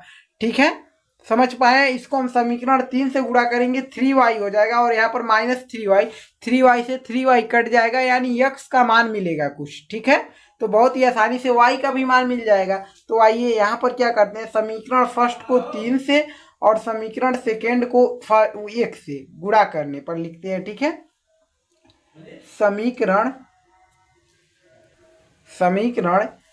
फर्स्ट को, ठीक है, समीकरण फर्स्ट को 3 से, ठीक है, तथा समीकरण फर्स्ट को 3 से तथा समीकरण सेकेंड दूसरे को 1 से, ठीक है, गुणा करने पर। ठीक है, सही है। अब देखिए समीकरण फर्स्ट में हम 3 से गुणा करेंगे तो 3x हो जाएगा और वो प्लस 3y हो जाएगा, और 3 से 5 में गुणा करेंगे, 3 5 15 हो जाएगा। ठीक है, अब देखिए एक का गुणा आप समीकरण 2 में करते हैं तो आपका 2x ही रहेगा। ठीक, और माइनस में 3y ही रहेगा, इक्वल टू आपका 4 ही रहेगा। कुछ नहीं चेंज होता है, जब एक से गुणा होता है वही का वही रह जाता है। ठीक है, यहाँ तक कोई दिक्कत नहीं। यहाँ पर हम लिखेंगे जोड़ने पर, क्योंकि प्लस में और माइनस में कट जा रहा है, आसानी से जोड़ने पर करते हैं। ठीक है, जोड़ने पर 3y से माइनस 3y कट गया। ठीक है, अब इसको देखिए 2x प्लस 3x प्लस और 2x को जोड़ेंगे तो आपका 5x हो जाएगा, इक्वल टू 15 और 4 को जोड़ेंगे तो 19। अब 5 को उधर भेजते हैं तो x इक्वल टू 19 बटे में 5, यह मिल गया हमारा x का मान। इससे बाद जो है कटेगा नहीं, आप देख सकते हैं कुछ नहीं कटेगा। अब इसके बाद जो आसानी से हम याद कर सकते हैं x का मान समीकरण फर्स्ट में रखने पर, समीकरण फर्स्ट यही है, x का मान, ठीक है, समीकरण फर्स्ट में रखने पर। ठीक है, समीकरण फर्स्ट में रखते हैं, समीकरण फर्स्ट यही है, x का मान रखेंगे तो x है पहले, तो पहले x है तो x के जगह क्या रहेगा 19 बटा में 5, फिर प्लस में y, ठीक है, इक्वल टू 5, यही है ना। अब 19 बटे 5 को हम उधर भेजते हैं तो उधर जाएगा तो माइनस में हो जाएगा, तो y इक्वल टू, इधर 5 है तो 5 उधर जाएगा तो माइनस में 19 बटा में 5 हो जाएगा। ठीक है, अब देखिए y इक्वल टू 5 का अगर इधर गुणा करते हैं, ठीक है, तो क्या हो जाएगा 5 5 25। ठीक है, एलसीएम लेकर भी कर सकते हैं, बट ऐसे भी डायरेक्ट भी कर सकते हैं। 5 5 25, 25 में से 19 घटेगा, आपका 6 बचेगा, तो हम 6 को लिखते हैं बटे में 5, ये हमारा मिल गया 6 बटे 5, ये हमारा y का मिल गया। अतः आप लिख सकते हैं, अतः x इक्वल टू 19 बटा 5 कामा y इक्वल टू 6 बटा 5, ये हमारा आंसर है। ठीक है, यहाँ तक किसी बच्चे को तो दिक्कत हुआ ही नहीं होगा, बहुत ही आसानी से वो सॉल्व कर लिए होंगे सब। ठीक है, अब आते हैं अगले क्वेश्चन पे। क्वेश्चन नंबर 11 आपको दिखाते हैं, ठीक है, और उसको सॉल्व करते हैं हम सब। क्वेश्चन नंबर 11 को आप देख सकते हैं, मोस्ट इंपॉर्टेंट क्वेश्चन है आपके लिए, ठीक है। और जब भी पूछता है तो 4 अंक या तो 6 अंक देकर जाता है, ठीक है। तो आइए इस क्वेश्चन को समझते हैं। अगर हमें आशा है कि जो बच्चे इस क्वेश्चन को नहीं किए रहेंगे तो वो तो कंफर्म ही नहीं करके आ पाएंगे, ठीक है। जो बच्चे करके जाएंगे वो कंफर्म है कर लेंगे, ठीक है। तो क्वेश्चन को पढ़ते हैं, उसके बाद जो सॉल्व करते हैं। पी के किस मान के लिए निम्न रैखिक समीकरण युग्म में समांतर रेखाओं को, ठीक है, निरूपित करेगा। पी के किस मान के लिए जो है पी का क्या मान रहेगा, तो यह समीकरण और यह समीकरण समांतर रेखाओं को निरूपित करेगा। और समांतर रेखाओं को निरूपित कब करता है, जब आपका a1/a2 और b1/b2 not equal to c1/c2 होता है, तब फॉर्मूला तो आपको यही लगेगा, ठीक है। तो सॉल्व करें, कोई दिक्कत नहीं है ना। तो आइए सॉल्व करते हैं। तो सॉल्व करते हैं, हल करते हैं। तो पहला समीकरण आपका क्या है, -x + py, ठीक है, -1 = 0। ये हमारा समीकरण फर्स्ट है, इसको हम समीकरण फर्स्ट ले लेंगे। और समीकरण फर्स्ट को हम यानी कि दो चर वाले रैखिक समीकरण युग्म के व्यापक रूप से तुलना करते हैं, किससे, a1/a1x, ठीक है, a1x + b1y + c1 = 0 से क्या करेंगे, तुलना करेंगे, तुलना, ठीक है, करने पर तुलना करेंगे तो x से x, आपका x का यहाँ पर गुणांक क्या है, यानी 1 है ना, कुछ नहीं है तो -1 रहेगा। यानी a1 का मान क्या मिला, a1 का मान = यहाँ से मिला -1, ठीक है, कामा b1 का मान आप देखेंगे बिल्कुल इसी तरीके से आपको बोर्ड एग्जाम में करना है, कोई दूसरा तरीका नहीं, जिस तरीके से हम बता रहे हैं, ठीक है। और b1 का मान क्या है, सॉरी b1 का, हाँ b1 का, y का देखिए यहाँ गुणांक है कामा b1 = क्या हो जाएगा, यहाँ पर y का गुणांक क्या है, p है, तो p हो जाएगा, प्लस में है तो p प्लस में यानी p हो जाएगा, ठीक। कामा यहाँ पर c1 देखिए क्या, c1 का मान क्या हो जाएगा, ये अचर पद यानी -1, यानी c1 = -1, ठीक है। यहाँ से हम समीकरण फर्स्ट का निकाल लिए a1 b1 c1 का मान। यहाँ से हम समीकरण 2 का आप निकालते हैं बिल्कुल इसी प्रकार। तो हम लिखते हैं px, ठीक है, -y -1 = 0, समीकरण 2, ठीक है। अब देखिए इसको हम a2x + में b2y + c2 = 0 से, ठीक है, तुलना करने पर तुलना करते हैं तो a2 का मान क्या हो जाएगा, a2 का मान क्या हो जाएगा, यहाँ पर x का गुणांक क्या है, p है, तो p हो जाएगा ना, p, कामा, और b2 का मान देखिए यहाँ पर y का गुणांक कुछ नहीं है, यानी 1 होगा, माइनस चिन्ह है तो -1 हो जाएगा, -1, ठीक है। और c2 का मान -1 हो जाएगा, c2 = -1, सही है। a2 b2 c2 सबका मान पता चल गया, a1 b1 c1 का मान। अब देखिए चूंकि समीकरण, ठीक है, चूंकि आपका क्या कह रहा है, समीकरण युग्म में समांतर रेखाओं को निरूपित करेगा, ठीक है। तो चूंकि समीकरण रेखाओं, समीकरण समांतर रेखाओं, ठीक है, रेखाओं को निरूपित करता है, ये जो दोनों समीकरण है समांतर रेखाओं को निरूपित करता है ना, निरूपित करता है, ठीक है। इसलिए आपका क्या हो जाएगा, a1/a2, ठीक, = b1/b2 not equal to c1/c2 होता है, ठीक है, जब समांतर रेखाओं को निरूपित करता है। तो a1 का मान क्या है गाइस, यहाँ से देख सकते हैं a1 का मान -1, तो हम -1 को रखते हैं, बटे में a2 का मान p है तो हम p को रख देंगे ना, p = b1 का मान हमारा p है तो हम p को रखते हैं, बटे b2 का मान क्या है, b2 का मान -1 है तो -1 को रखते हैं, नॉट इक्वल टू c1 का मान क्या है, -1 है तो -1 है, बटे c2 का मान क्या है, c2 का मान -1 है तो -1। हमको निकालना p का मान, यानी p के किस मान के लिए, तो p के मान निकालने के लिए हम इसको बराबर दिखा देते हैं आपस में। आप ऐसे टिक मत लगाइएगा, हम बता दे रहे हैं आपसे, हम आपको समझाने के लिए लगाते हैं। इसको जब हम बराबर दिखाएंगे, ठीक है, यानी -1 बटे में p = p बटे में -1 से लिख दीजिएगा, ठीक। त्रियक गुणा, इसका गुणा इधर करेंगे तो पी स्क्वायर हो जाएगा, ठीक है। पी स्क्वायर इक्वल टू, इसका गुणा इधर करेंगे -1 का -1 में तो माइनस माइनस +1 हो जाएगा, कोई दिक्कत नहीं, यानी 1 लिख लेंगे, +1 क्या लिखेंगे, 1 लिख लेंगे। और p का जैसे हम स्क्वायर हटाएंगे, यहाँ से समझते हैं, हम p का अगर जैसे स्क्वायर हटाएंगे यानी p इक्वल टू लिखेंगे तो ये 1 जो है अंडर रूट में चला जाएगा, ये आप सबको पहले से पता है। और प्लस माइनस का चिन्ह लेकर जाएगा, यानी 1 जो है प्लस माइनस का चिन्ह लेकर अंडर रूट में चला जाएगा।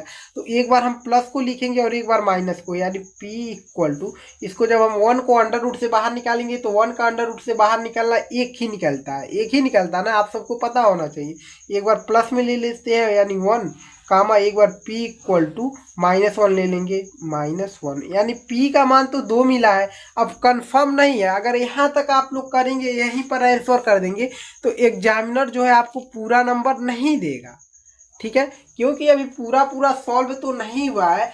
p का मान जो है अभी आपका कंफर्म नहीं हुआ है कि क्या रखेंगे, p के किस मान के लिए निम्न रैखिक समीकरण युक्त समांतर रेखाओं को निरूपित करेगा, यानी p के किस मान के लिए, 1 के लिए या p इक्वल टू -1 के लिए, अभी तो कंफर्म नहीं हुआ है। इसको कंफर्म कैसे करेंगे, तो आपका एक और दिया था कंफर्म करने के लिए, देखिए यहाँ पर लिखेंगे परंतु आपको क्या करना पड़ेगा, आप इसको बराबर दिखाएं। अब क्या करिए, आप किसको बराबर दिखा दीजिए, ये p बटे -1 को और इसको जो नॉट इक्वल टू दिया है इसको, ठीक है। तो हम p बटे -1 नॉट इक्वल टू, ये जो है इन दोनों को बराबर दिखा देते हैं, -1 बटे में -1, ठीक है। अब यहाँ से पता चल जाएगा p का मान क्या नहीं रखना है, यानी p का नॉट इक्वल टू है ना, p का मान क्या नहीं रखना है आपको यहाँ से पता चल जाएगा, ठीक है।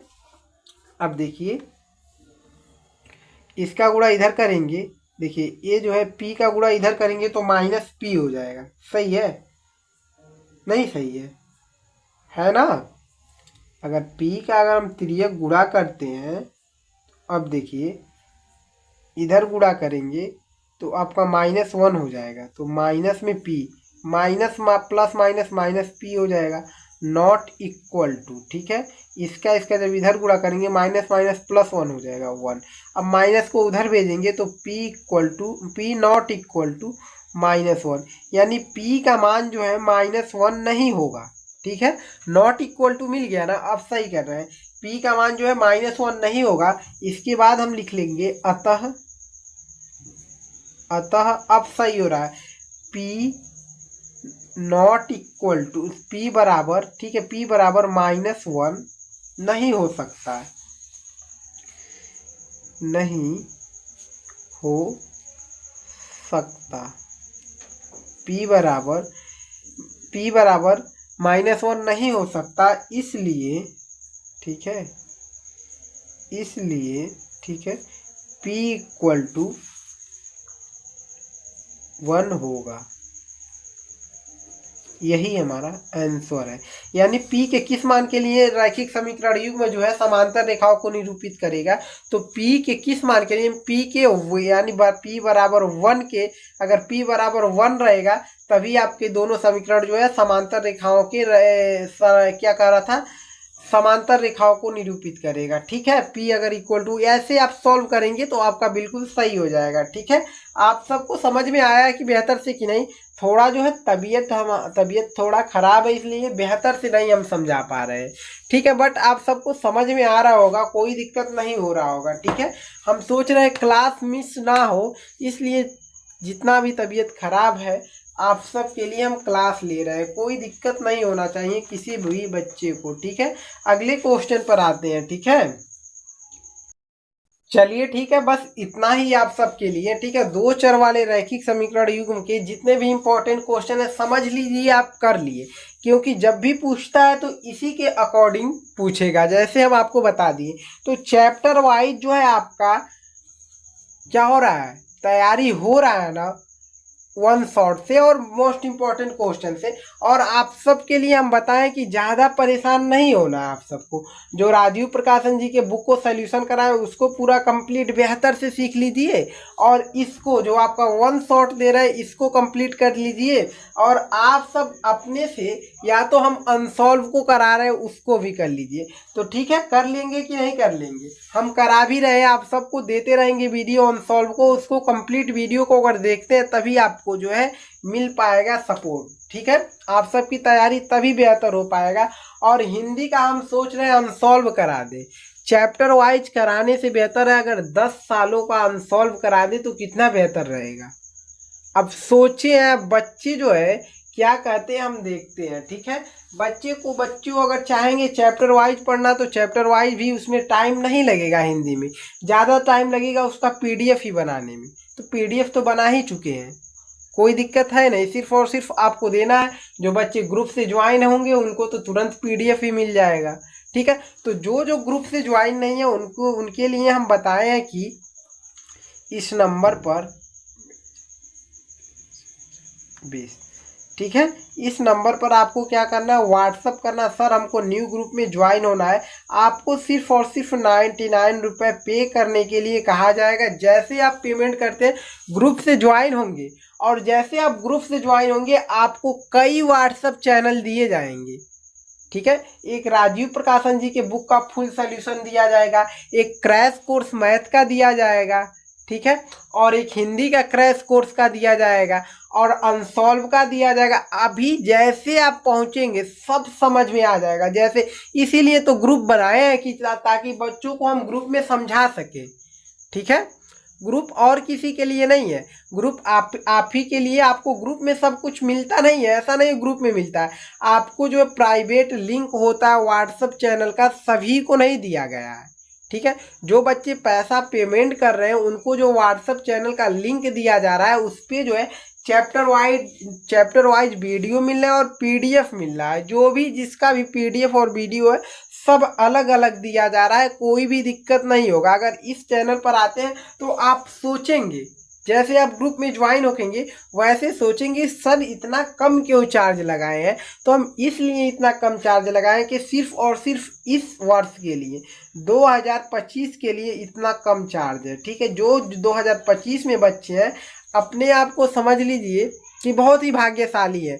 2026 बोर्ड एग्जाम में ये जो है चार्ज बहुत हम महंगा होने वाला है। ठीक है, सिर्फ और सिर्फ आप सब के लिए जो बच्चे 2025 में वो जो है बहुत ही सही में भाग्यशाली है कि उनके लिए सिर्फ 99 रुपये हैं। जो बच्चे आगे पढ़ेंगे हम समझ पा रहे हैं उनको जो है चार्ज थोड़ा बढ़ाना पड़ेगा। ठीक है, समझ पा रहे होंगे। तो अगर आप अभी तक ग्रुप में ज्वाइन नहीं है तो तुरंत ज्वाइन हो जाइए। 99 रुपये में आपको क्या क्या नहीं दिया जाएगा ये समझ लीजिए। ठीक है, आपको क्रैश कोर्स दिया जाएगा और अनसॉल्व के सोल्यूशन का पीडीएफ दिया जाएगा, और आपका जो है राजीव प्रकाशन जी के बुक के चैप्टर 1 से लेकर चैप्टर 14 तक का आपको वीडियो और पीडीएफ सब मिल जाएगा। ठीक है, जो यूट्यूब पर है वो भी मिलेगा, जो यूट्यूब पर अवेलेबल नहीं है वो भी मिलेगा। ठीक है, समझ पा रहे होंगे मेरी बातों को। तो लास्ट तक अगर वीडियो को देख लिए तो अगर आप चैनल पे पहली बार है तो सबसे पहले चैनल को सब्सक्राइब कर दीजिए। ठीक है, और इस वीडियो को अभी तक लाइक नहीं किए हैं तो यहाँ पर लाइक कर दीजिए। और ये भी कहेंगे कि आप ग्रुप से ज्वाइन हो जाइए। ग्रुप से ज्वाइन होने के लिए हम कई बार बताएं आप सबको कि इस नंबर पर व्हाट्सअप करना है। ठीक है, क्या व्हाट्सअप करना है, सिर्फ और सिर्फ इतना लिखना है कि सर हमको ग्रुप से ज्वाइन कर दीजिए। तो जैसे आप इतना लिखेंगे तैसे आपको एक स्कैनर दिया जाएगा और सब प्रोसेस बता दिया जाएगा कि आपको जो है ग्रुप में ऐड होने के लिए आपको इस पर 90 स्कैनर दिया जाएगा, QR कोड जो होता है वह दिया जाएगा। उस पर आप पेमेंट करेंगे, या अपने द्वारा करिए या किसी और के द्वारा करिए। ठीक है, या मान लीजिए किसी दुकान से करवाते हैं तो वहाँ से पेमेंट करवाने के बाद उसके मोबाइल का जो है फ़ोटो ले लीजिए। जैसे आप पेमेंट कर चुका है, अगर मान लीजिए पेमेंट कर देगा दुकान से, कहेंगे कि आप इसका फ़ोटो दे दीजिए, स्क्रीनशॉट दे दीजिए इसको में हमको, तो स्क्रीनशॉट लेकर हमारे नंबर पर व्हाट्सअप करिएगा जिस नंबर से आपको ज्वाइन होना रहेगा, तुरंत आपको ज्वाइन कर दिए जाएंगे। ठीक है, सब प्रोसेस समझ में आ गया ग्रुप में ज्वाइन होने के लिए। और जो बच्चे गूगल पे अन्य चलाते हैं उनके लिए तो और भी आसान है, तुरंत पेमेंट करेंगे, तुरंत कहेंगे कि सर हमको ज्वाइन कर दीजिए। और जो बच्चे नहीं चलाते उनके लिए भी आसान है, यानी तुरंत पेमेंट करने के बाद क्या करेंगे, कहेंगे सर हमारे इस नंबर को ज्वाइन कर दीजिए। ठीक है, किसी को कोई दिक्कत नहीं है। और ग्रुप से ज्वाइन होना आप सबके लिए बहुत ही अनिवार्य है। ठीक है, अगर जो बच्चे समझ लीजिए अगर बेहतर तैयारी नहीं करना चाहते तो वो सिर्फ और सिर्फ मात्र 99 रुपये का हमारा हेल्प नहीं कर रहे हैं और अपनी तैयारी बेहतर नहीं कर पा रहे हैं। ठीक है, तो थोड़ा तबीयत डाउन होने के कारण जो है आपका वीडियो एक आध दिन लेट हो जाता है, बट कोई नहीं, आपको वीडियो सभी मिल जाएंगे, बिल्कुल परेशान नहीं होना है। ठीक है, तो थोड़ा तबीयत खराब है, आप ज़्यादा बातें नहीं करेंगे। अब आपका अगला वीडियो जो है आपका चैप्टर 4 का मिलेगा, वन शॉट, और जितने इंपॉर्टेंट क्वेश्चन है सभी मिलेंगे। और हमारी बात मानिए, अगर आप सब उदाहरण करने में रुचि है तो अपने से कर लीजिए। ठीक है, क्योंकि हम इम्पोर्टेंट क्वेश्चन को लाएं कि उदाहरण लाएं, ज़्यादा दिक्कत होता है। तो उदाहरण तो आपका सॉल्यूशन के साथ ही रहता है ना। इस चैप्टर को पूरा कंप्लीट करेंगे, जैसे ही उदाहरण पर जाएंगे सब कर लेंगे।